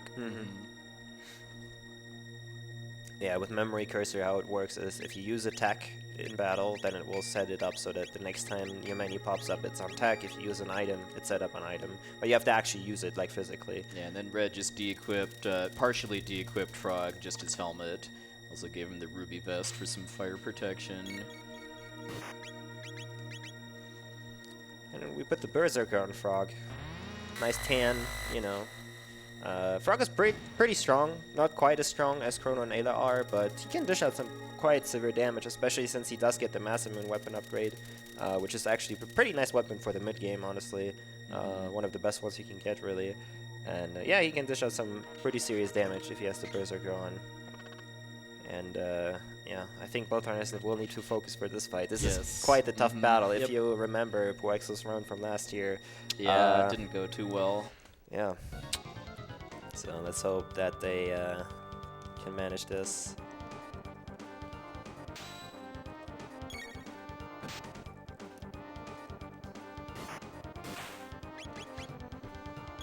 Well, looks like a good start. Red, don't you want to do something, Red? Well, Yeah, okay. it's Thinking. kind of undecisive here. You want to explain it? So they're obviously manipulating this fight specifically in a very interesting way. This is about the first actual manipulation that was ever found, or like applied to RTA, I should say, because Flea is a very, very annoying boss, right? So fortunately, what we can do is if we have a very specific setup, Flea, similar to most enemies, does target based on proximity and HP and all that. And additionally to that, I believe Flea has 11 speed. So if you set it up in a way where Flea gets the first attack, and then Frog attacks at a very good time after that, Flea will keep retargeting things and just like stand there and be like, what am I gonna do? I don't know. What am I gonna do? Because the AI will like just try to keep retargeting right now. This doesn't work infinitely. Eventually the AI will break out of it. But this is set up in a way where you can pretty much go through the whole fight without actually breaking out of this AI Which is loop. so good too, just because Flea has a really nasty counterattack along with various kinds of status effects. Yeah, indeed. If you watch Glitch Storm from Puexel, for instance, he tries to do that without manipulation, and it sometimes works out, sometimes it doesn't. So it's not going to last the whole fight. Exactly. Too, in an unmanipulated run. Exactly. But yeah, with manip though, Flea is just what you saw basically. Yeah. It's Worth noting, though, if Frog is over-leveled there, he'll do a little bit too much damage and push Flea into the next phase early, and you'll get a counter. So you have to do it a little bit differently, but it's basically the same fight. Yeah. and that's only really that only would really happen if you just failed a lot of encounter skips earlier in the run and just gained more XP.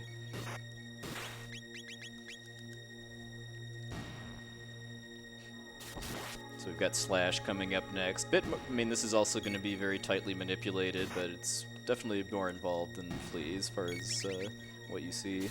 Yeah. Slash used to be really hard, actually. But it's been rerouted quite a few times now, and it's become a bit easier and faster, of course. It's kind of nice that goes along in this game sometimes, so... My personal favorite, though, was the Sunken Desert, going from being almost impossible to being pretty easy. Yeah. So the main difficulty with Slash is to remember what you have to do when. It's not the hardest of boss fights, really, but, like, yeah. Especially because Slash's slash attack counts as light element, and the de-equip glitch protects you from it. Exactly, yeah. It's just like you want to set up as many crits from Frog as possible because he's your strongest character, right? So what you do in order to set up crits is essentially the important thing, and that's, of course, also routed out, right? So just got to make sure that you do that all in the right sequence, and that's that. Should you get off script the second phase? Can be a bit dicey. Yeah, because Slash's spin cut attack does a lot of damage to you, and then once he's below, I believe, 600 HP, counterattacks every hit, too. But we will probably not see that because, again, it's relatively simple. You buffer all your inputs. Especially with Frog being Berserk, too, Yeah. so you really just need to keep track of what Chrono and Robo need to do. Exactly.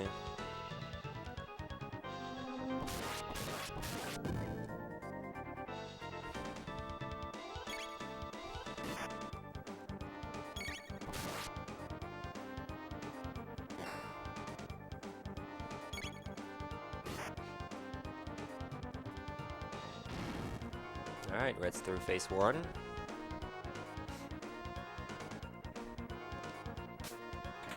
And Aedrana's right behind there. Very close race, I like it. Same.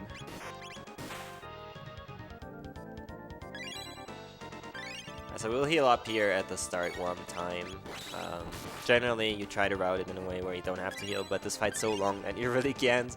Yeah, because if you combine Slash's two phases together, he actually has more health than his boss does. So. Yeah, I'm jealous, but you know, it's okay. And yeah, so the phase 2 of Slash also, after you deal a certain amount of damage, he starts actually attacking you physically, like jumping on you and stuff. Before that, he's just running around the room, slashing you whenever, you know, he wants to. Once you deal a certain amount of damage, excuse me, he will use his spin cut attack for the first time, enter a different AI phase. That's actually relatively dangerous, because every physical attack will deal a ton of damage to you because you have no equipment on, right? So, if you're off RNG, that can be the part of the fight that can really mess you up, but we're looking good so far. There you go, 180 damage. We got like barely 200 HP, I want to say, yeah.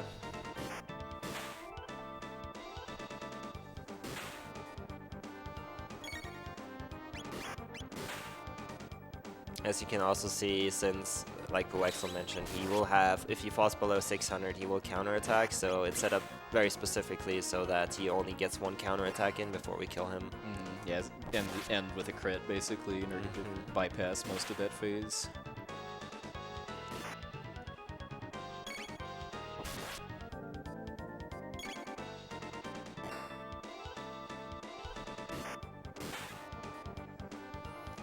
Yes, indeed. Alright. Looks dangerous. Yeah. But it's not really. 2 characters in crit, 1 not far behind, but all according to plan. Yeah. And Aedrana's right there wow. too. Right there. Nicely done, guys. Fortunately, Slash is actually a good boss to fight because he leaves his slasher behind, and the slasher is a very good weapon for Chrono because it increases your speed by 2. Yeah, speed is the most important stat by far in this game because it caps out at 16 instead of either 99 or 100. I can't remember for the other major stats. It's 100, I want to say. So one point of speed just makes a really big difference, Yeah. either from equipment that raises it or from using speed tabs. Exactly. Oh, seeing the first difference here. One runner prefers to have Marl in the party, the other one Robo. For now, we are just running away from fights anyway, so it doesn't matter. But, yeah. It can be kind of dangerous if you have Marl in your party, if you're not paying attention that you have Marl in your party and you run into a fight that you can't run away from, and then you accidentally use Aura.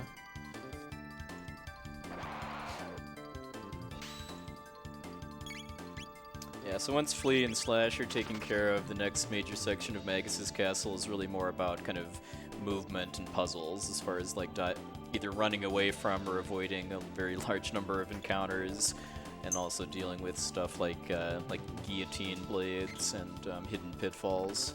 This has some of the best movement in the game in here, and most difficult as well. So, the Guillotine Room here, you can make it through in just like 1 cycle without waiting, if you do it right. It's a little random, but Didn't get it. Yeah. Yeah. Slow. Didn't speed up.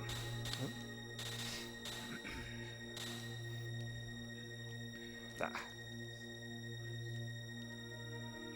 for me either. nope. Not even gonna risk it. And you see Red just kind of pausing right there too, just because the Raleigh enemies in the screen just go right past you if you're standing still. What an easy room. even with the regroup too. So there's a lot of trapdoors there, right, that you have to avoid, and with very specific movement you can very easily. Now this is probably the hardest screen in the castle right here that Red's on, because what you can do here, if you position yourself perfectly, you can push this bird with the rolly and then run past it. Very nice. That's a climb. That's a climb. That's very nicely done. That's the hardest trick in this castle, I feel. Ooh. So Aedrana got into an extra fight, which is not ideal, especially because all the fights in this outer wall segment of the castle are unrunnable. So he has to fight it. It's pretty unfortunate, especially because the combination of enemies in this fight is also very annoying. If you attack the outlaw, that's the bird type enemy, and he doesn't die, they do a combo counter attack. So we need to get rid of the juggler first, which only alternates his weakness depending on if you attack with physical and magical. So he's kind of hard to kill. And it also means that for the forced fights we have, which Red is currently on, Aedrana will have no RNG manipulation ready for that, so they are going to be a little bit more annoying as well because he can't manipulate criticals. But he'll be able to get back on before Magus, though. Fortunately, yes. Very, very fortunately. I think you're pretty experienced with non-manipulated Magus fights. It's not pretty. Not at all. No. I'm very moody, what can I say? Yep. Just like to go ice skating sometimes. Yeah. So yeah, there's 3 unavoidable fight triggers in this chains room, but fortunately for whatever reason, the second of the 3 you can just run away from, but the other 2 you do have to fight. There's been a lot of evolution of the strategies for these fights over the years too, especially the jugglers. Nice backup from Aedrana, by the way, with the X-Strike there, because you can't guarantee that. Normally what you would do is just attack with critical, so a good backup here with the X-Strike to kill the outlaws, and then Ice to kill the groupie. Very nice.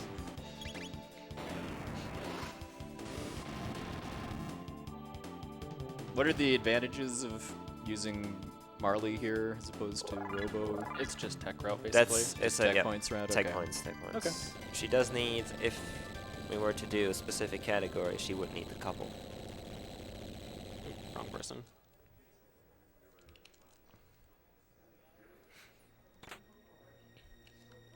Picking up the speed belt here, Yeah, so very, very useful accessory because it's +2 speed. exactly. We had the bandana before on Chrono. He starts with that, which is 1 speed increase, but Yeah, and speed belt is then 2. Red just also left that screen with Chrono facing sideways too, which makes the last encounter skip in that room consistent. Whereas if you go facing forward, it can be kind of random.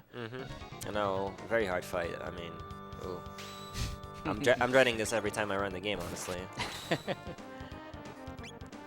You laugh, but if you attack Aussie, then your manipulation's gone. So. Or if you like still have the Berserker on, which I saw somebody do, unfortunately. Yeah. once. But this fight is very static, right? So normally you would think that RNG has a lot of possibilities, which is true. This fight can only go so many ways, right? So Yeah, and I believe this fight can kind of fix minor problems with the manipulation. Yeah. Also, yes, slurp cut. I like that. has a very wide window here in order to end up on the right Magus RNG. So we might even see Aedrana with a bit of luck, which I don't believe, but With an extra encounter with attacks, it's pretty unlikely. pretty unlikely. But you know, Yeah. I've seen weirder things happen in this game, honestly. So Yeah. So I believe 119 means Redslash is good for Magus. indeed.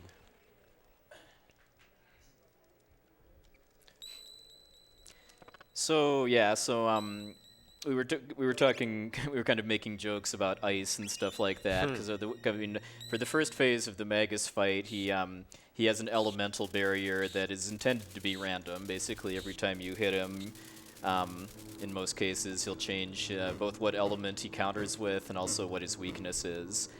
And since in the English version of the game, the de-equip glitch doesn't give you any kind of fire resistance, we really don't want to see him use fire too, because that could actually put you in danger of death. Oh yeah. So what we do want to see is lightning and shadow, because of bringing Chrono and Robo here, which that's basically what the elements you have are. I got a 124. You also got the crit at the start, which is right. No, Ah. that last one should have been 125 if I was on. What if it's 119 now? Dang, one off. Yeah, so Aedrana is going to have to do a backup reload in order to Or get just roll in. situated. Yep. Alright, enjoy the music though. I think one of the best themes in the game. No bias, of course. So yeah, just like we said, he's manipulating Magus to use Shadow and Lightning for his barrier, and then another mechanic for this fight is that if Frog hits him with the Masamune, that will have his magic defense up until the next time you actually, or until the next time he changes his barrier. So that's all part of the script for the fight too, to make it so that it only takes basically 4 hits against his weakness to push him into his second phase. Yep. The reason we don't want to use fire for that was explained already. You could, but man, that one hurts. Yeah.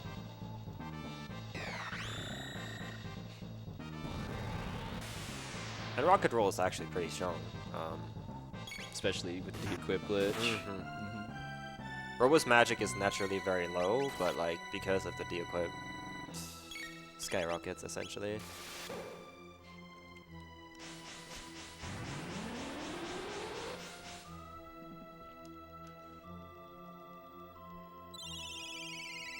So yeah, when we're only seeing Lightning 2 and Dark Bomb counters from Magus, that does very low damage.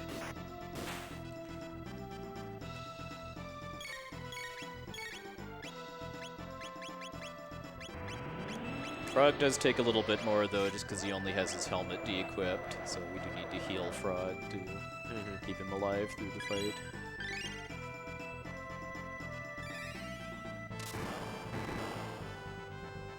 And yeah, we want to, it's kind of set up in a way where for the phase push, which is going to happen after this specific cycle here, we have Magus attack us physically right before this, and then we push him, so we have a lot of time to get extra attacks in after that. So right now we wait, and then now we push him over. And the thing with that is he maintains his weakness until he completely changes to the next phase, which is initialized by him casting Magic Wall. or when he risks casting a spell, I guess.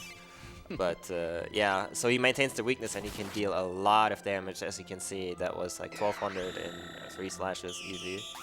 So yeah, now the lightning weakness is gone and he's normal, and you can start winning of him with your strongest attacks. So phase 2 of Magus is actually very simple. He charges up with Magic Wall, and then he casts Dark Matter, and then you repeat that. So since we are pretty much, I almost want to say immune to Shadow, doesn't really matter, just gotta get through it. You want to kind of maintain RNG, so you want to have a certain, which it's actually kind of difficult. You have a couple of very tight inputs here in the fight in the second phase. If you lose RNG though, it's not a big deal. You can reload in the next part very easily. Yeah.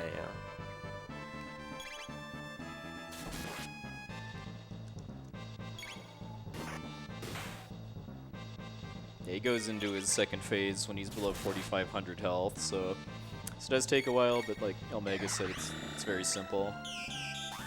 It's not so simple and glitchless because Dark Matter kills you. Yeah, it does about 300 damage to you without de-equip glitch, but it's more like 30 in this run. Yep. No big deal. Now, if you do get a second Dark Matter, Frog will die, I believe, but that's not a big deal. Just waste your time more than anything else. Exactly.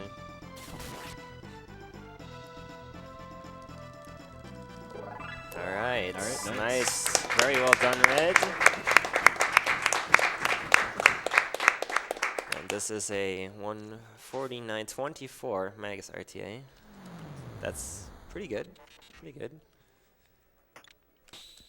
Ooh.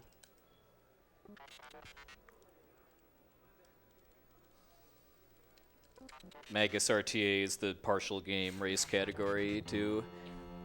Both to be a bit more beginner friendly and time friendly too, because we're talking just about like a 2-ish hour race instead of a full game category.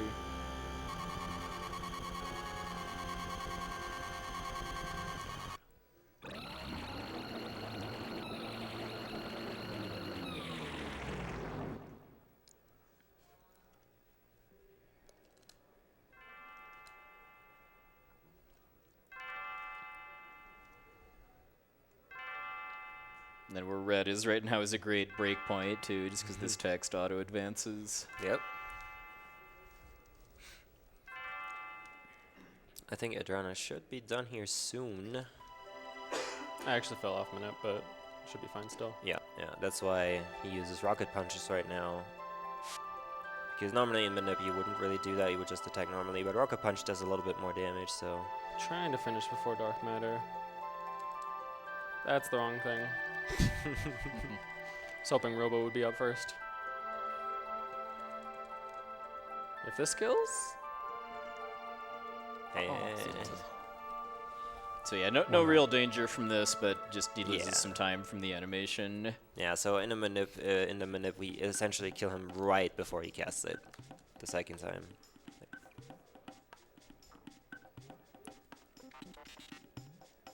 There we go. Nicely done. It is kind of difficult, definitely. If you don't have the RNG coming into Magus, it's a really nerve-wracking thing to do, so you went through that pretty well. Yeah, because if you don't have it even going into the fight and he does fire too, you can die. Yeah.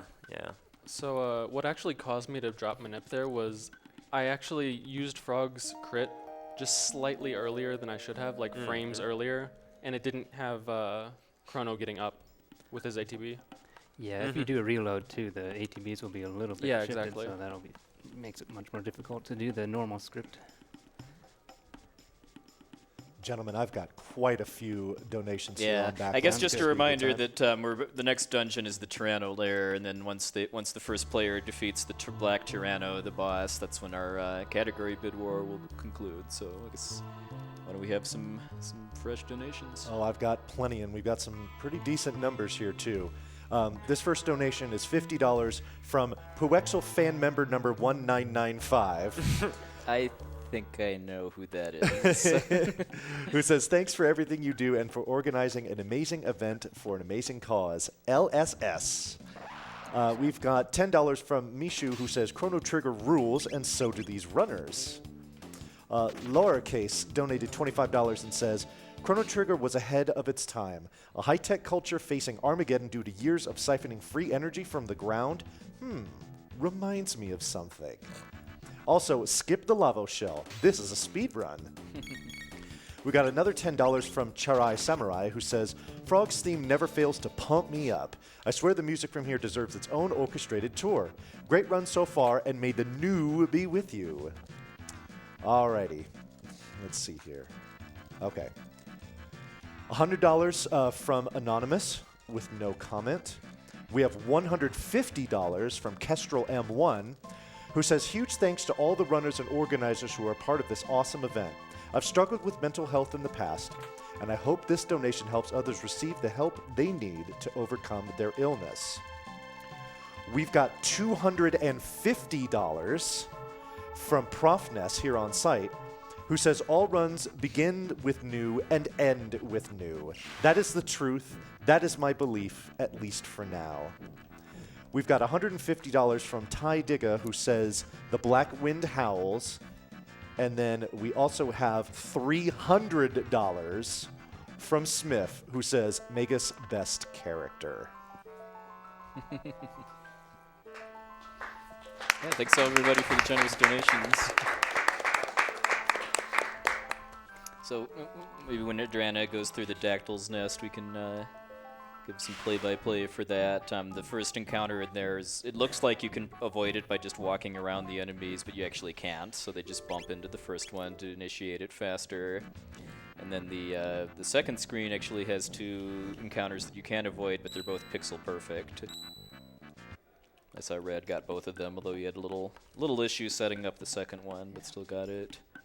Yeah, the first one there is actually the hardest one because you have to do it diagonally if you want to do it fast. So getting the right pixel is very difficult. The second one has this minor setup that you can hit every time if you take your time, but yeah. You also have the biggest menu in the game coming up right here on the red screen. Doing some equipping and unequipping. Basically, we put stuff that we don't need on characters that we don't use anymore, and we unequip the characters that we do need, specifically Marl. And yeah, we switch around a couple accessories to be ready for the Tyranno layer. Alright, Aedrana's coming up to the 2 skips here. I do it the different way. Yeah, that's the same way I do it too. Yeah, you just run into the corner to kind of force yourself to a known set of coordinates, and then it's exactly 2 pixels to the left from there. So using pause buffering lets you kind of do that high precision movement pretty accurately. So yeah, very nice skips there with the pause buffer strats. You know, I also wanted to finish up talking what you were talking about, Puexel, about the incentive for that Lavo shell skip. Real quick, we got an anonymous donation here of $9 that says, I'll give more later, but the total ending in a 1 is bugging me. Fight the Lavo shell. So that was obviously put towards fighting it, but it's going to need a heck of a lot more help because right now fighting it is at $704.54. Skipping it is at $1,829.72. So if you want to see that shell get fought, it's going to need a big old snipe attempt, and I would love to see that happen. Got much more time. Yeah.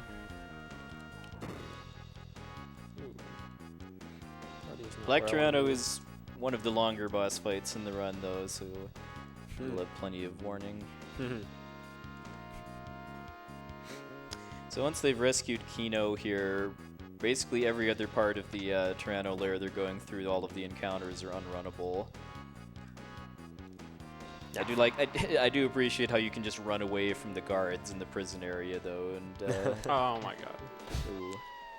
Can I run from these? Maybe. I really hope so. Alright. Okay, nice. Okay. World's hardest teleporter maze that Red just went through too. Just hold up and left. Yeah, Tyranno lair is one of the more impressive areas to see a speedrunner do because when you play this casually, there is so many fights in here, and just like speedrunners just like casually walk through here, almost getting 0 encounters. No problem at all. That was actually kind of even a harder thing to do. Yeah, that is real. Skipping that door fight is very difficult. Yeah, you have to enter the door on the left side there, and that's pretty hard to do. And you saw Nispel there flexing, but if you do the fade out glitch here, and re-entering the spell will be gone because we activated the fight. So, and it's very, very good that you can skip because not having to fight Nisbel too just kind of frees you from having to do any kind of serious grind here too. If you actually fight him, I mean, you need some kind of strong lightning attack. But yeah, don't have to worry about that here. We will, however, do this fight here. Like, you can skip this, but you do kind of want a little bit of XP and tech points specifically to be able to learn some things.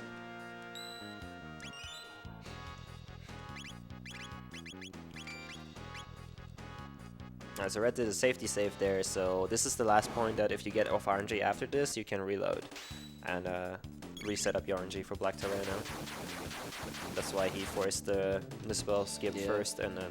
Unlike with like Masamune or Vegas, doing unmanipulated Black Tyranno isn't really that difficult or even that much slower than manipulated, but it is going to save a decent chunk of time to use the Berserk Ayla strat here. Exactly, so the big thing is that, again, the Berserker increases your attack and defense by 150%, but you target a random target, right? So you want to have the manipulation going, so Ayla essentially does what you want her to do, which is pretty big, pretty specific. Yeah. Pretty specific in this fight especially.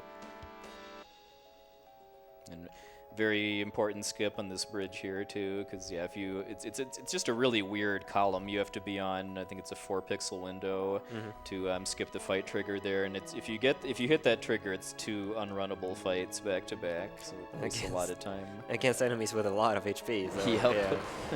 It's a very sad time to actually have to fight that, especially if you didn't save beforehand.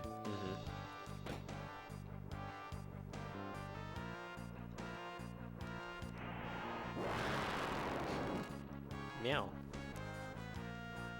Alright, so Red coming up on the Black Tyranno fight here, so this is basically kind of a 3-stage fight as far as how you first have to kind of deal with Azala, then the Tyranno starts charging up for its Flame Breath, which it then uses on you, and then you kind of race against the clock to kill it before it does it again. Fortunately, Azala has very good physical defense, so thanks to the de-equip glitch, along with manipulating both Ayla to target Azala and also crit when we need her to, we're actually able to actually defeat Azala and have that be faster than the alternative, which is just to put her to sleep.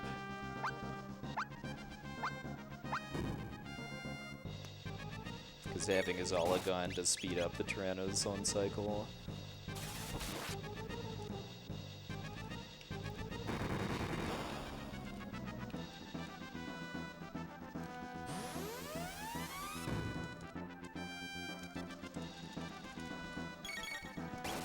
So probably at this point, maybe like 3 to 4 minutes or so until we're going to need to cut off that category bid war. Yeah, it's about 5. Yeah. It'll be when Red defeats this boss. Yeah. Black Tyranno has 10,500 HP, so it's going to be a while. Yep. Worth noting, ideally, in a pure 80% run on US, you would actually cut it off before Black Tyranno because there's a slightly faster fight with Luca because you don't need the tech points on Marl. Yeah, because for the no LSS, we need haste on Marl, and Black Tyranno I think is 25 tech points, which is a fair bit for this point.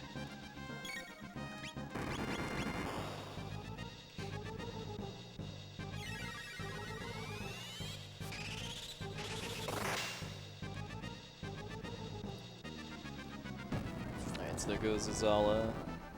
So now it's, yeah, like we said, after the Tyranno actually starts its cycle, either because of you killing Azala or just waiting a certain number of turns, it finally lowers its defense. You can actually do real damage to it, and then starts a Flame Breath countdown.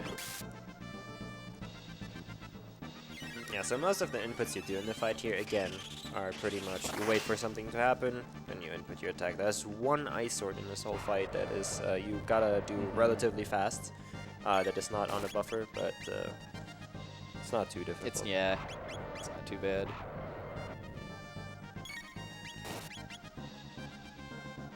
That's kind of a subtle way, I'd say, that the manipulation saves time too, is that you're able to input so many commands while there's other animations going on too. So it just saves you like frames here and there of menuing.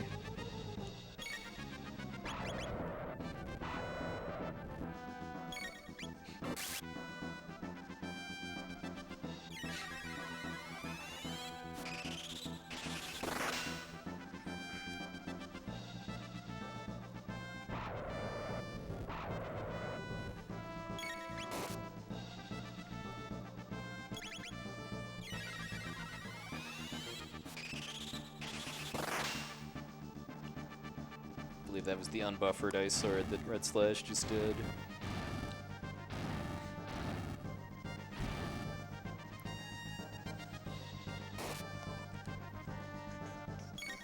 Oh yeah, I guess I should mention Ruby Vest on Chrono, otherwise this would not work that well.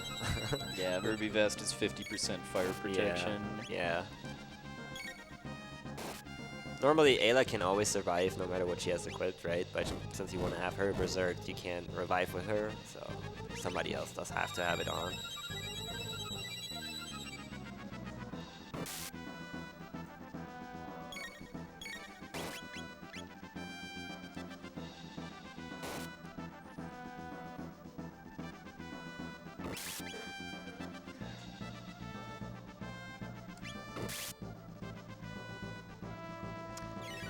Yeah, so Tyranno starting its second Flame Breath countdown now. I mean, you might be wondering, I mean, you know this is being manipulated, but you might also be wondering why he's not healing. I mean, because at this HP level, even with the Ruby Vest, if it actually does Flame Breath again, then that's a GG. But he does want to actually have his HP be fairly low coming out of this fight because of a little thing with the next boss after this. Well, depends really. Mm-hmm. Because, you know, if it's LSS, then Yeah, might true. not get to see that. Well, the fact is, in the new no LSS route, having high HP doesn't matter for Golem. So this is just a matter of skipping an animation, not healing.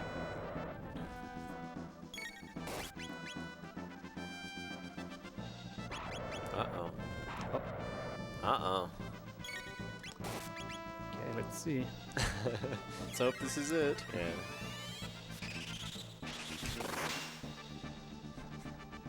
Yeah, that's the right number, I believe. All right, GG.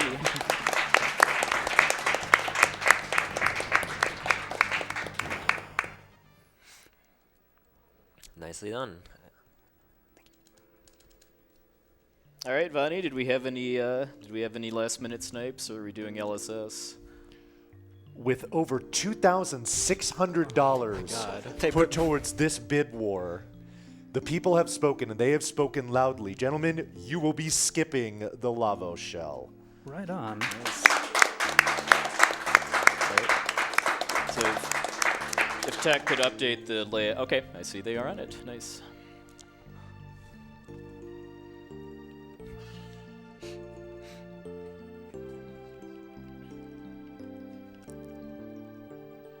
It's worth noting that Lavo Shell Skip has not been done at a big marathon before, so this is kind of exciting. Yes, it'll be a bit of a world debut here on our hands. Yeah.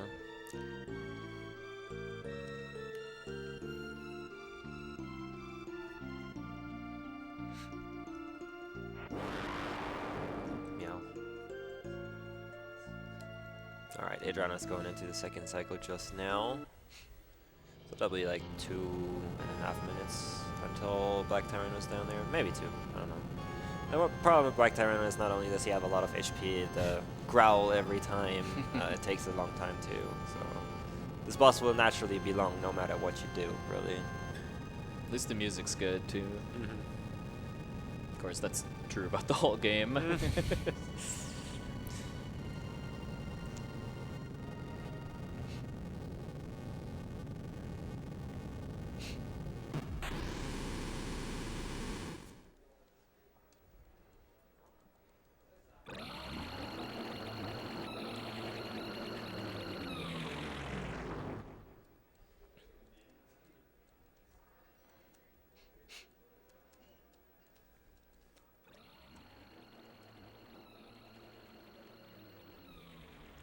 Glad I don't have to sit through that music in the lava shell though. For 20 minutes. Oh yeah, that's another thing why that's. I like the music, but I wish they used the full version of it Yeah, instead of just exactly. the short version. Yeah, yeah. All right, very nice.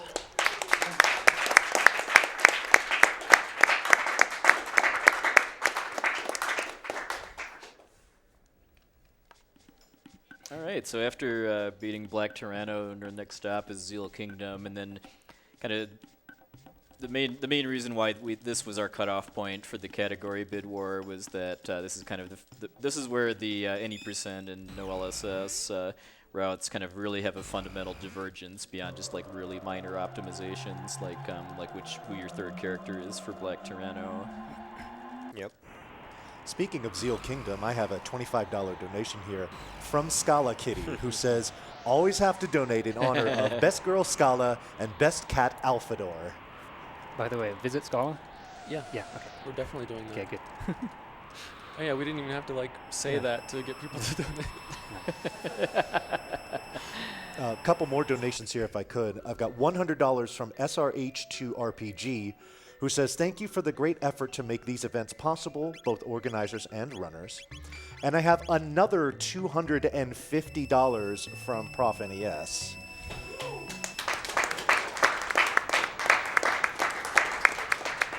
And their comment is, fine, just to bring things a little closer, here's a chunk of change to not skip naming all summons Valifor in Final Fantasy X.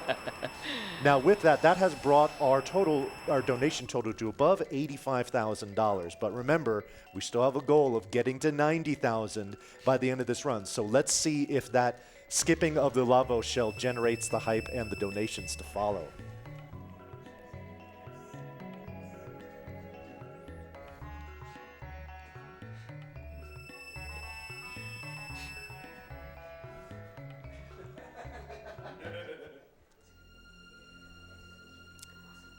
So we enter Zeal Palace here on Redslash screen, and yeah, for LSS specifically, there's a lady right here who activates the Sunken Desert side quest if you tell her to, you know, plant the seed that she has, even though the queen told her to burn it. Yeah, that way you get access to the Sunken Desert, and that's a very important thing, especially for LSS. Yeah. I mean, it's really your only opportunity to kind of get really early access to an endgame side quest. It's pretty much all of the major side quests require progressing the story enough to get the flying time machine. Yeah, and I believe after that you can actually normally leave. Yeah, you can just leave after getting the plant lady. But they want a good ending, so they go in here. So that's fair. I mean, I like that because it's an actual good ending that you now get. Mm-hmm. And not many people see it.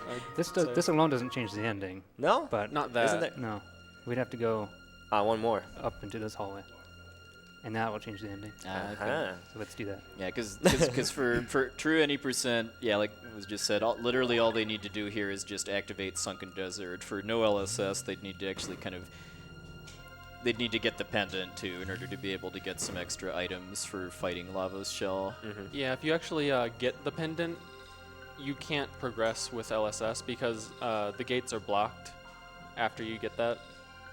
Yeah, they will close off the palace, and you have to go to the throne room. Yeah, and do the which golem fight. is unfortunate. But the reason we want to leave right now is we have the gate at the cave right there, and that will mean we have 2 more gates at the end of time, which will play an essential role in how LSS is done. But we'll get there when we get there. Before we do the trick, actually, we need to first go to the Sunken Desert and try to, you know, Yeah, make sure we can finish the game. Yeah, because this next part is something that's it's done for any glitch category basically, because a key for a glitch we haven't seen yet actually, which is going to be very important in order to both quickly defeat the last 2 forms of Lavos, but also do it without having to do any kind of grinding for levels or tech points, is to get the Green Dream. Mm-hmm. Which is your prize for finishing that quest line. Mm-hmm. You guys don't get the swallow in LSS, right? Nope. Yeah. Okay. We can't get it either without the No, of charge course, pendant. of course. My bad. I was just thinking. And then skipping the swallow also pretty significantly changes the strategy they use for the Ret Knight fight. That's my thought right there. Yeah.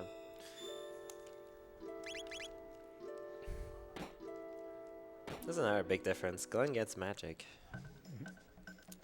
Fantastic. Being a frog, you get water. Why not? You know. Makes me think he can just give anyone anything. But, you know. I'm sure he was innate water to begin with. No problem. Let's clear this text here. So yeah, the first time you talk to that pillar, there will be some extra text. So we want to not have that the first time we try to skip the lava shell.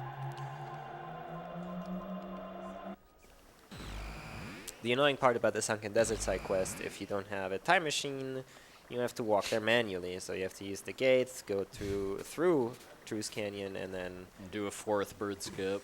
Yep.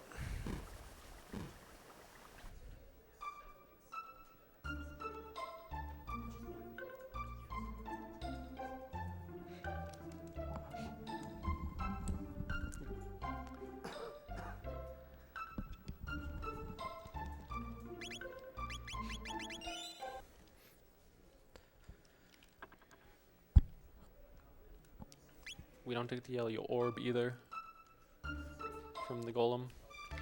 Oh my, yeah, you're right.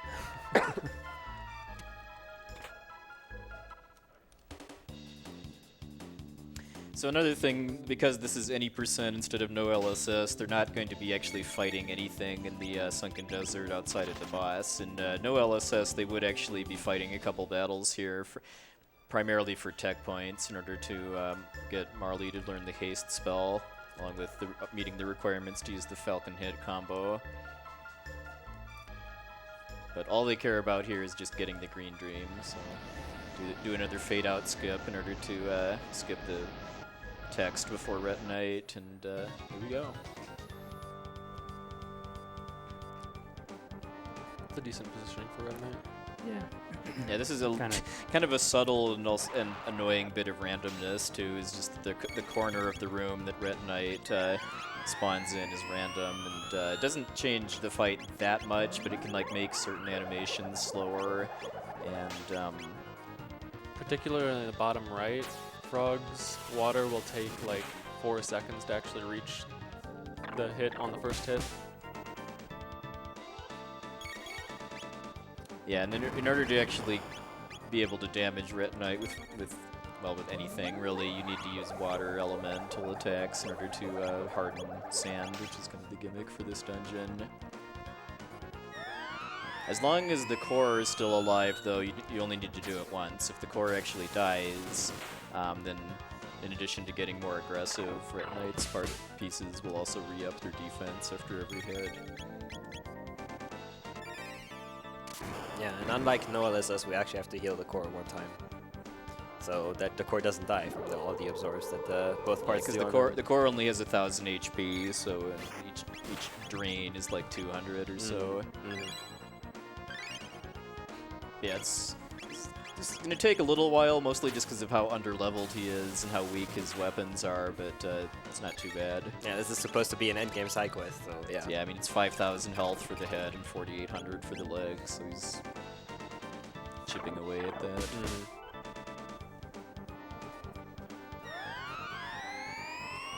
It's the price you pay for a cool skip. Yeah, it does go. I think it does go a little bit faster in no LSS because of having the swallow, which is just it's like the 3rd or 4th strongest sword in the game for Chrono, which is very important for actually fighting the shell. But for any percent, it's just not worth the detour. Especially when you can get magic for Frog and have him actually contribute to the fight. Because for no LSS, we have Marley here. Yeah, she would need the tech points for... Because you get 100 tech points from this fight if you kill the core before it runs away, which is a really, really big deal. Yeah.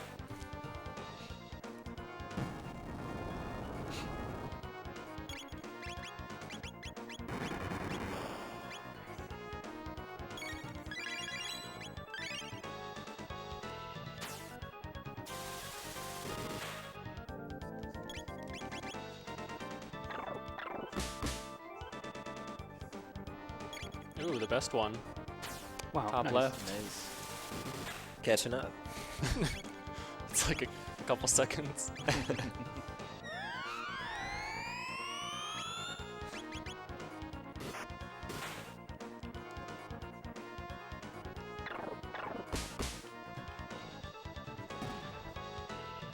All right, bottom half gone for red. Okay.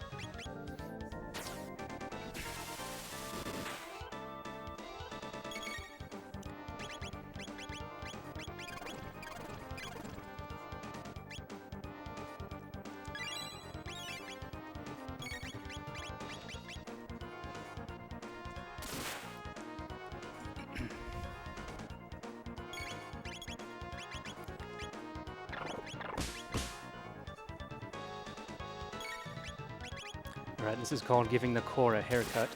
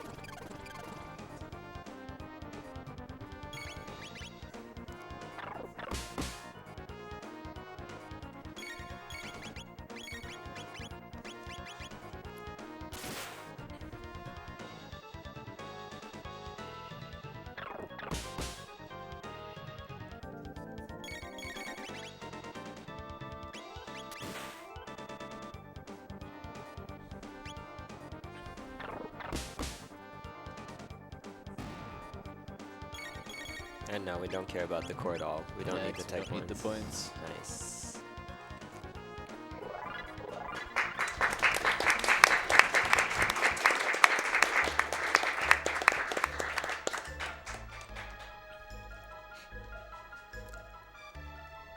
Now what we will need to do is we actually need to pick up that elixir right there.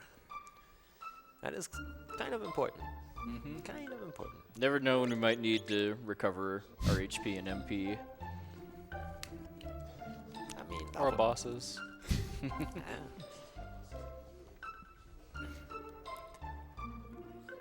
So now, unfortunately, in order to fulfill the side quest, you have to leave Robo here, and get 1000 AD, and yeah, you have to do it all by foot. So, Ooh. uh-oh, that was the core. Oh no, That's a dead core.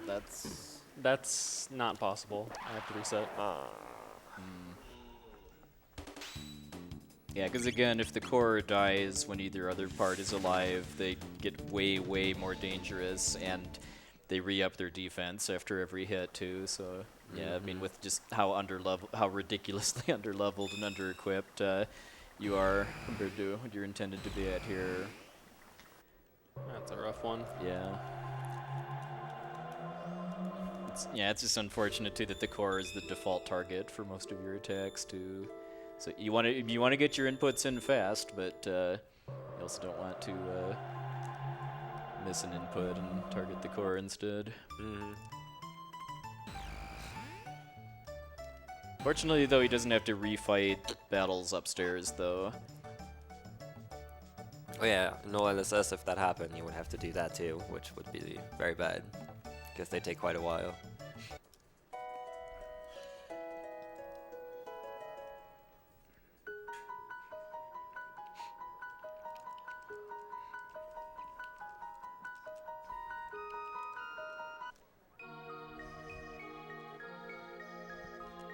If this were no LSS, he'd also be using the shop in this shrine to buy some status protection helmets too, but all we care about again for this quest line here is getting the Green Dream, which, if we didn't say so, it's an accessory that gives you one use of the re-raise status per battle.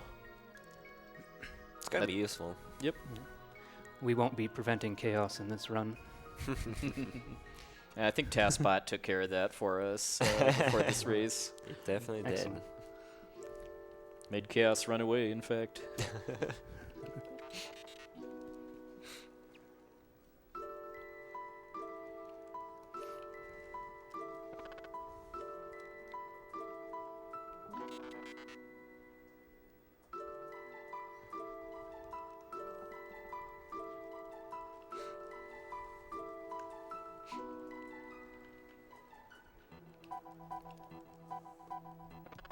It's kind of fitting.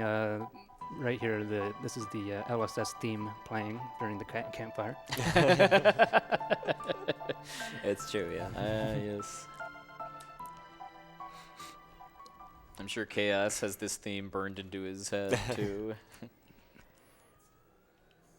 Maybe might be a good time to just start talking about the history of LSS too, because like it was like 2014 or so, I think, when I think it was Kill-Eye first found a TAS setup for it.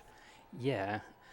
So it had been around since 2007. Inichi figured out LSS, like even before he figured out how to use Save Anywhere to skip bosses. It was pretty wild. And so Inichi is a Japanese speedrunner and TASer. yeah, he discovered everything basically that we use. Not all the applications, but just about all of them. And here, let me just make sure I put this password in right. Hold all the buttons. So, yeah, so Kile made that task, and yeah, it had that crazy trick at the end of it, the lava shell skip. And based on Inichi's notes, it just looked so complicated, and it was just about impossible to even do it in TAS, based on what Kile was saying. So that made, of course, the idea of doing it with human inputs ridiculous, in other words. But someone had to come along and challenge that by doing full day attempts at it. That was Chaos, and he really raised the awareness about this was going to be the future, and got a lot of people inspired to look at it. He was able to accomplish it with I gotta put more on, with one save state, and we started looking at it the next year. It turned out it was a lot easier to do on the Japanese version, just based on how the frames lined up. So that was very interesting. And for a while, actually, the US and the Japanese version in any percent, even though they're so wildly different in terms of the de-equip giving different buffs, and then the text differences, text lengths, they still turned out to be very, very close. So it was hard to say which version of the game was faster. Because in the faster. Japanese version, with the de-equip glitch, you do get fire resistance, but you do not get a magic boost. So it kind of boiled down to that if you ran in the Japanese version, you would gain time from cutscene text mashing, but you would lose it on boss fights.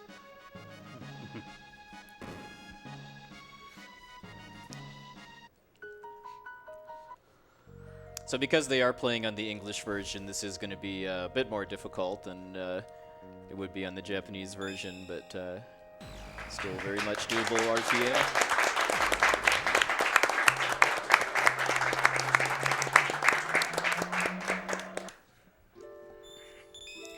Okay, and here we go. I'm gonna make a save and get right to it. Change the party a little bit. Mm-hmm. Okay. All right, so he's reloading actually to set up RNG more or less for after the skip if we get it. But we're gonna start out a bit weird here. You will see him run from right to left, left to right, and opening the menu every once in a while. That is to split up the characters right here, which is a very important part of it. And you want to have a specific distance. Alright, there we go. That's pretty decent. They need to have a specific distance. The reason is the second part here. We collect 2 gates, we line ourselves up, and then we need to be having to hit these text boxes on a certain frame. With pause buffering, you can try to input that, and the reason you want to have a specific distance to the character is so that the team up takes a certain amount of time. Now he got the good zip. It's about 50. You can either zip up or zip diagonally, and it's 50-50 roughly. Might be too far on the fence. Okay. Okay. So it's looking like a good one. Nice. Attempt, anyway. Gonna zip up. If you open the menu in the right spot here before you get sucked into the gate to Lavos. Is that good? This may have been first try. Oh, baby. Well, it's not secured yet. We do need to see what happens after this cutscene. That was, I think, good, though, Oh. yeah. You can also get it first try, don't worry. I could. Yeah, we got a first try. There it is. Very nicely.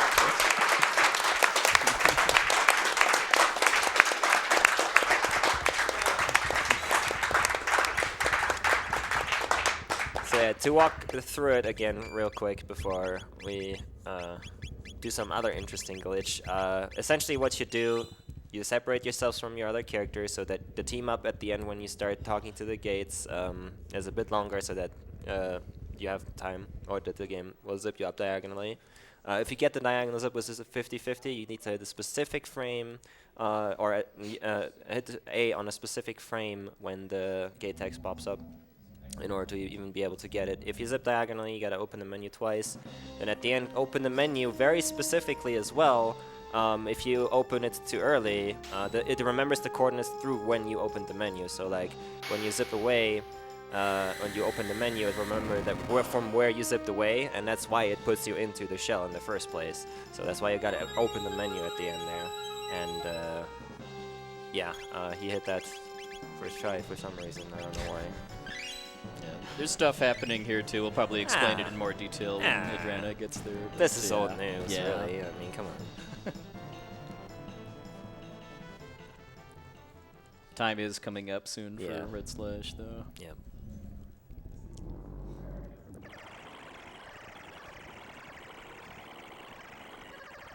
It's gonna be an insane time, by the way. Yeah, That's really fast. with renames and stuff. Yeah. Beats my PB in the 80% category. Unless he chokes them. Unless he chokes. Yeah.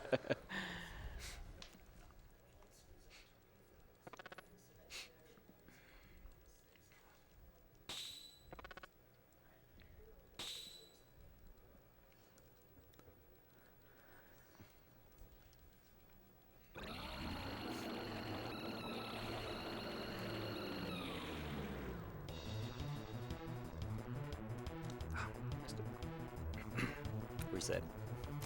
Agreed.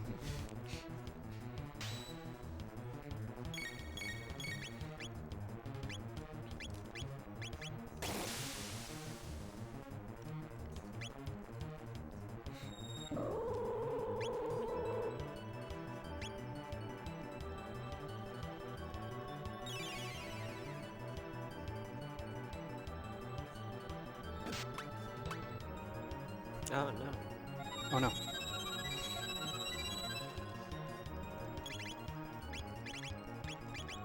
And time.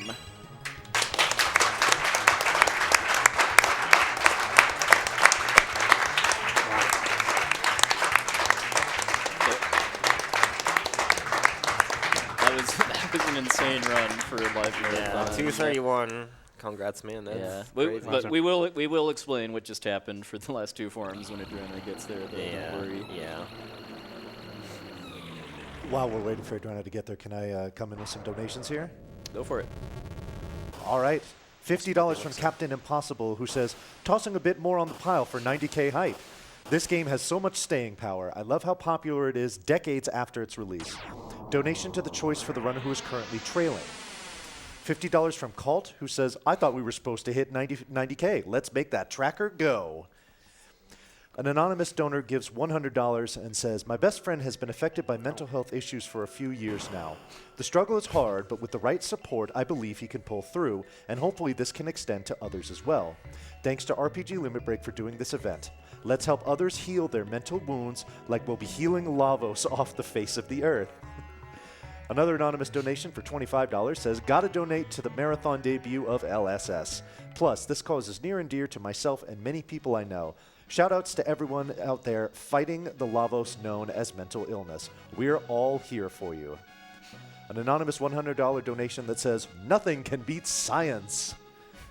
$50 from Atlas Jackson, who says, 90K before the end of the run? Okay, but only because you're all awesome. Put this towards fighting Mushigura. $10 from Mike Zapolnik, says, just wanted to show my support for the RPG runners as well as for Nami.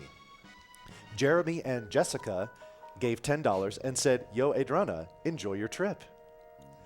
And then we also have $5 from the Ice Burner, who says, Linty and I just had to donate a bit more during our favorite classic RPG.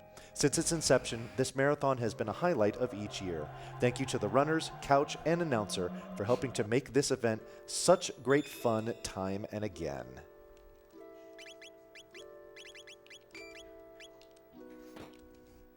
This line right here.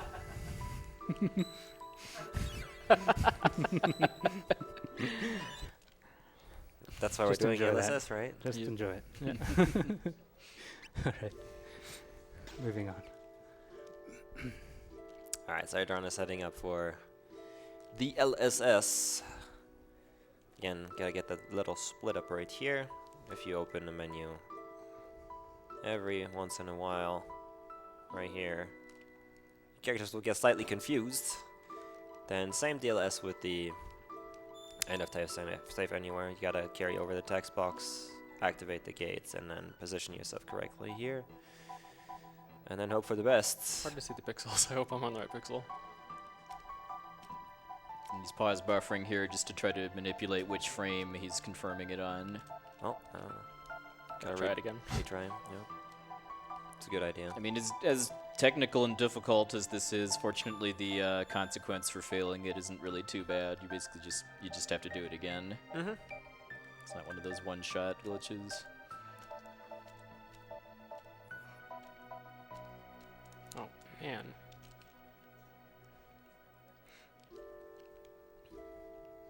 Can still get it first try.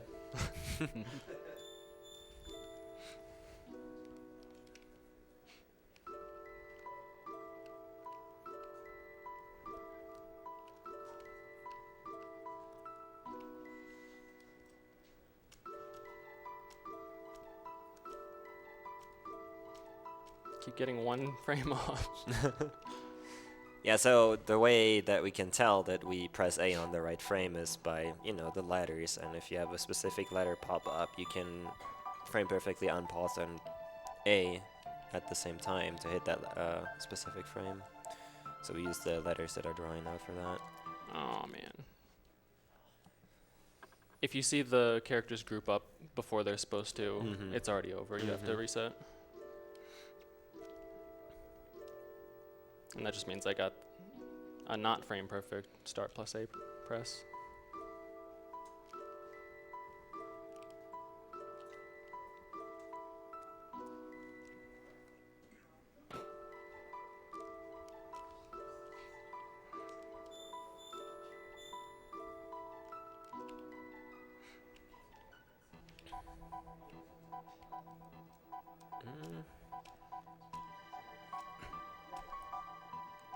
Really? Choking. You got this. You got this. So yeah, I mean, he failed the part that he can control twice right now, but it's still frame perfect, so it's not like it's easy. I mean, there are reasons why this took literal years to kind of get to the state where it's in now, where it's it's possible at all to do this trick in the setting like this. Yeah, anything, if it's within the first 10 tries, that's still a victory, honestly. That's how hard this is, actually. Even just the first part, the breakaway, took hours just to get consistent. Yeah, because you gotta do it very specifically, too. Might need another pixel right word. I don't think that's it. Maybe, but I'll just play it safe and go right more. It is hard to tell.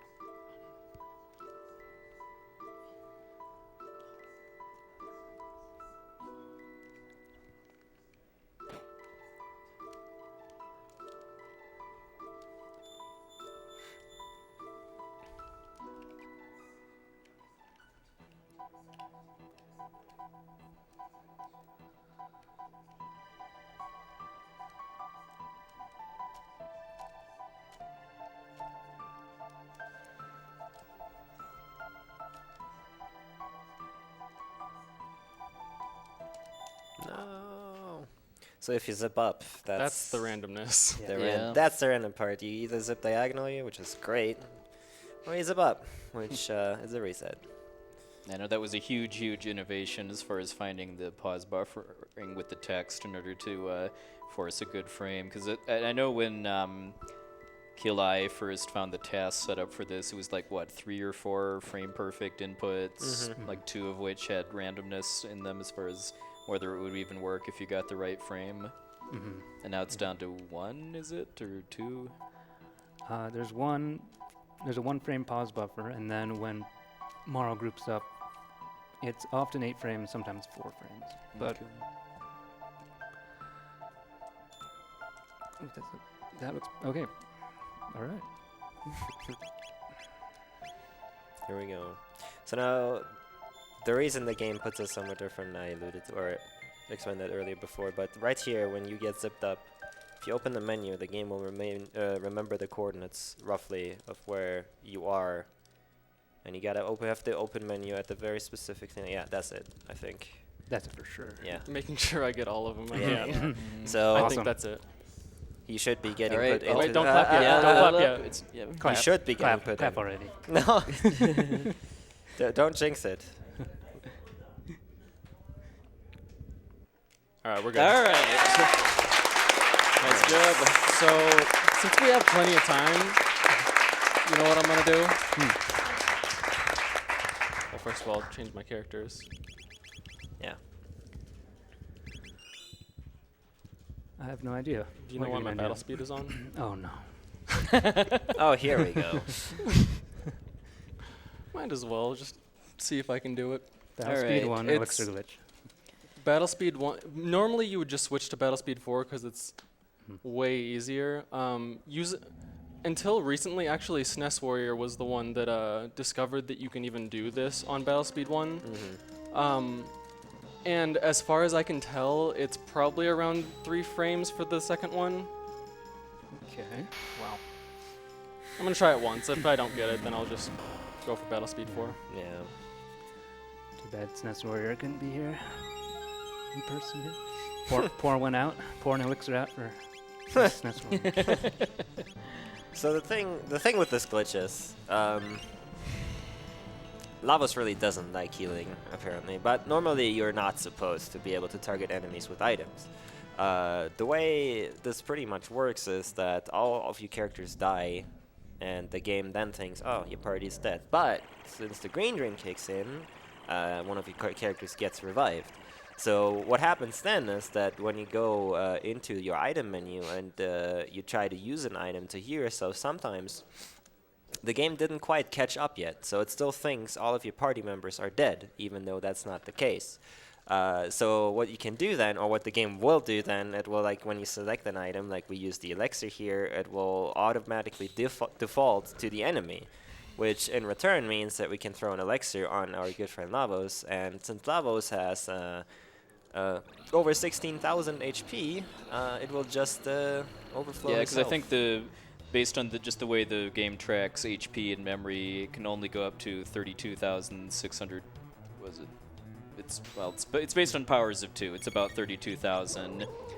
And if something has half of that, like both of these bosses here, you can cause an overflow glitch then, and then the number kind of wraps around and they die instantly. Exactly. So Aedrana is a bit crazy too. So again, I just said normally you would pull the battle speed down to 4 because whenever you are selecting the item and trying to target, whenever you actually select the item, we have the battle system on wait. So normally, if you're in an inventory, the enemy shouldn't get any ATB. But once you select the elixir, the enemy ATB actually advances again. So that's why we usually lower the battle speed to have more time to execute the glitch, right? But it was recently found out, like they said, by SNES Warrior that you can also do it on battle speed 1, but it's incredibly difficult. I actually was the first person to do it in a run. Actually, I think I'm the only person to have done I it in a think run that's because great, it's not How much time does battle speed 1 save? 4 over seconds. 4? All right. It's not. That's actually relatively substantial, honestly. Yeah, with a run this optimized. Yeah, I wouldn't do it.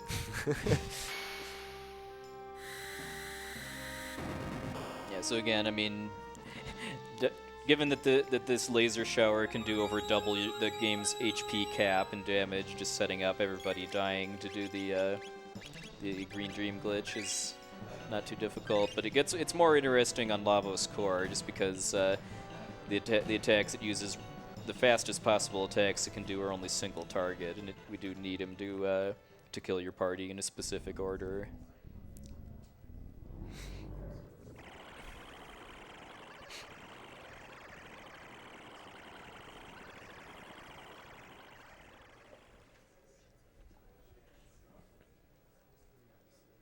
I believe after queuing up the elixir, he's also navigating through some kind of glitched out menus too. Like, I know the traditional setup is basically using the attack command in order to throw the elixir instead of doing an attack, and I think he's using a newer setup that uses slurp cut instead in order to be able to do it without ATB moving for some of the inputs. Yeah, it's slightly safer, and it's not really that much slower. It's bad though.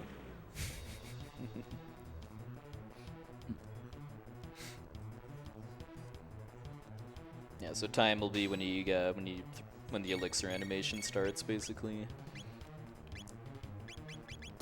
An interesting thing about the elixir too is that it varies how long it takes for the elixir to actually overflow the HP, which is interesting. That's why timing is on the elixir throw rather than when the boss it is fades also out. important, by the way, that he used Frog's turn there too, because if he had a full ATB bar after reviving with the Green Dream, it would reset, and then Lavos would kill him again before getting a chance to use the elixir. Mm-hmm.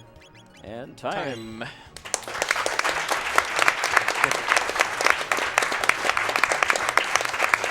Nice run. Nice run. Nice run. first Nice try, run. guys. Nice run.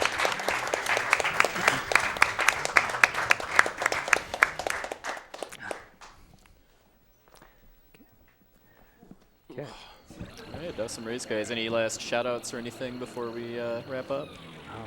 Subscribe to El Gran Jerry. That'll do it. That's all I got. Alright. Well, can Yeah, we get kinda- one last round of applause for these two fantastic runners?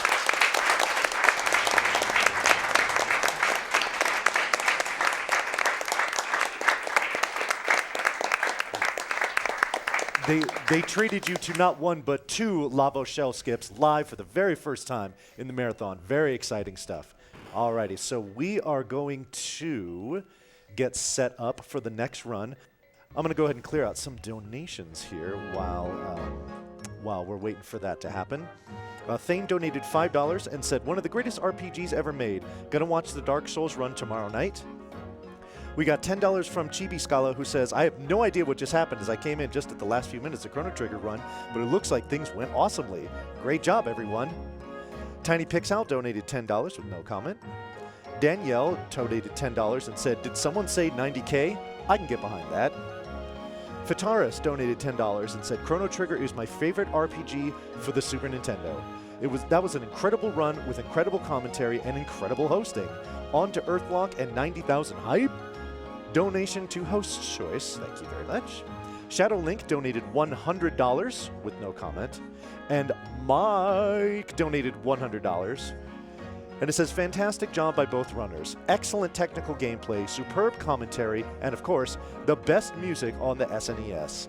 I liked Chrono Trigger when I started playing it, then I heard Corridors of Time and fell in love. Thank you, RPG LB staff, for all of your hard work."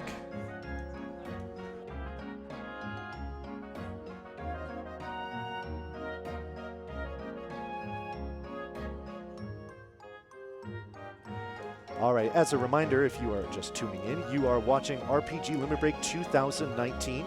We are coming to you live from Salt Lake City, Utah, and we are raising money to benefit the National Alliance on Mental Illness, or NAMI for short.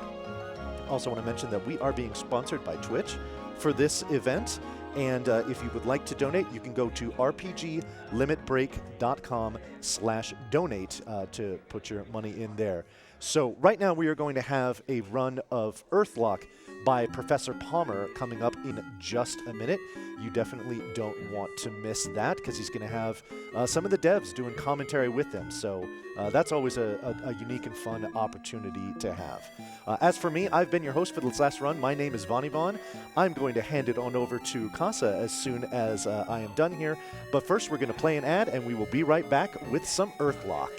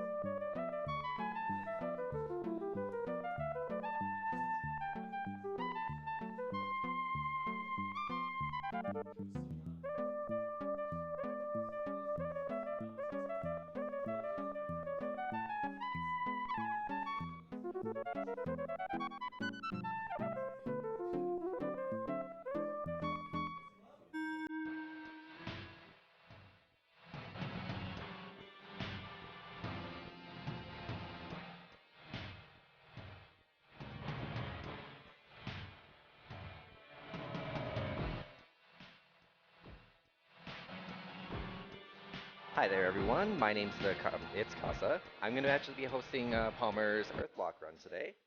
As we're here all this weekend, I want to talk about one of our sponsors. RPG Limit Break is proud to announce again their partner with the Yeti to bring you 8 amazing T-shirts and a hoodie now available, plus pins. Head over to theyeti.com/RPGLimitBreak. Take a look at the designs, pick up on the ones you want to know. That's $4 for every T-shirt purchase will be donated to NAMI. Remember, Yeti is spelled Y-E-T-E-E. theyeti.com/RPGLimitBreak.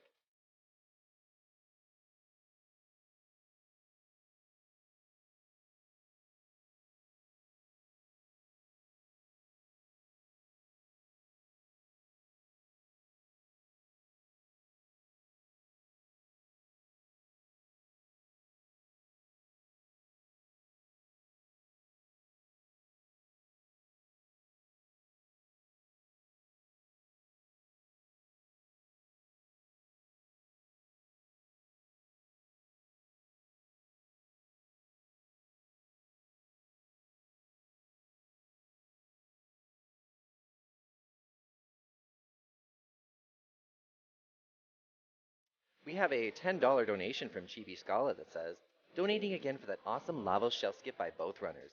Congrats Redslash and Aedrana.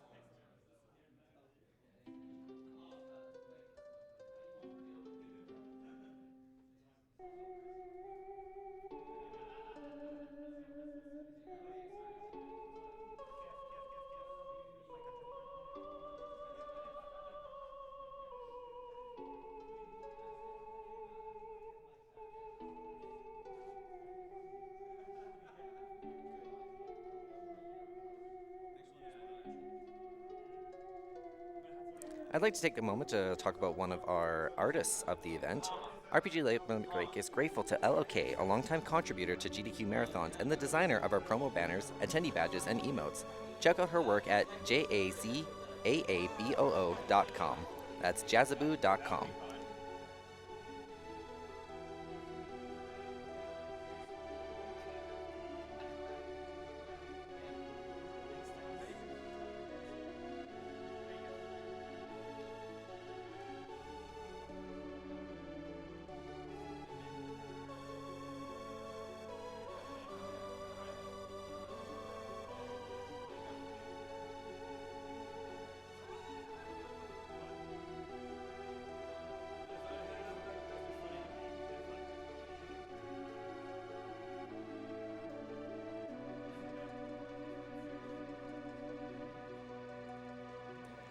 We have a $200 donation from Beppo716 that says, "Good luck, Palmer."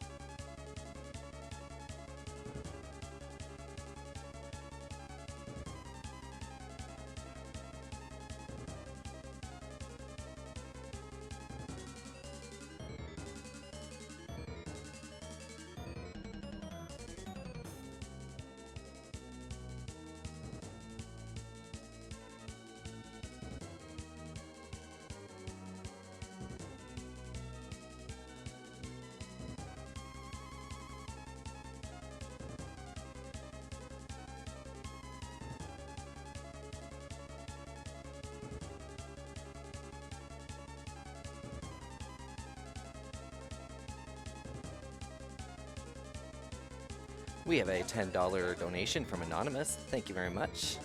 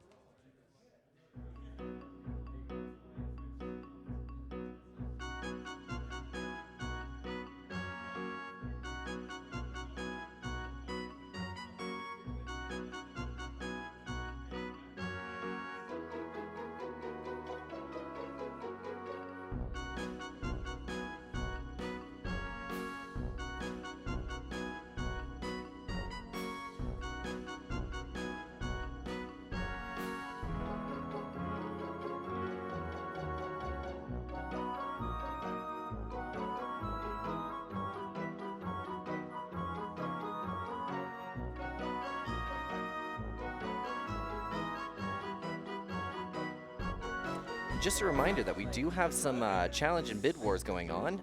There's one for Earthlock to fight Mushigra. It's only about $250 away, so if you want to see that fight in this run, oh, never mind, just at this very moment, it just got met.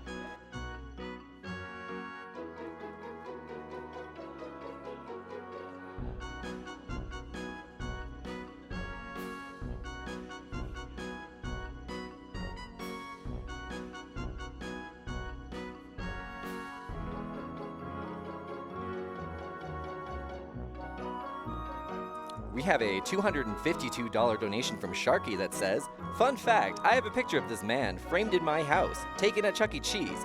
Have an awesome run, my dude."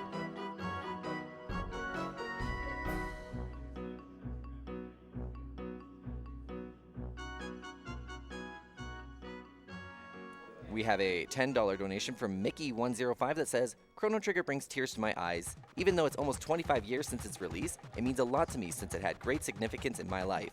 Shout out to the best game ever." We also had a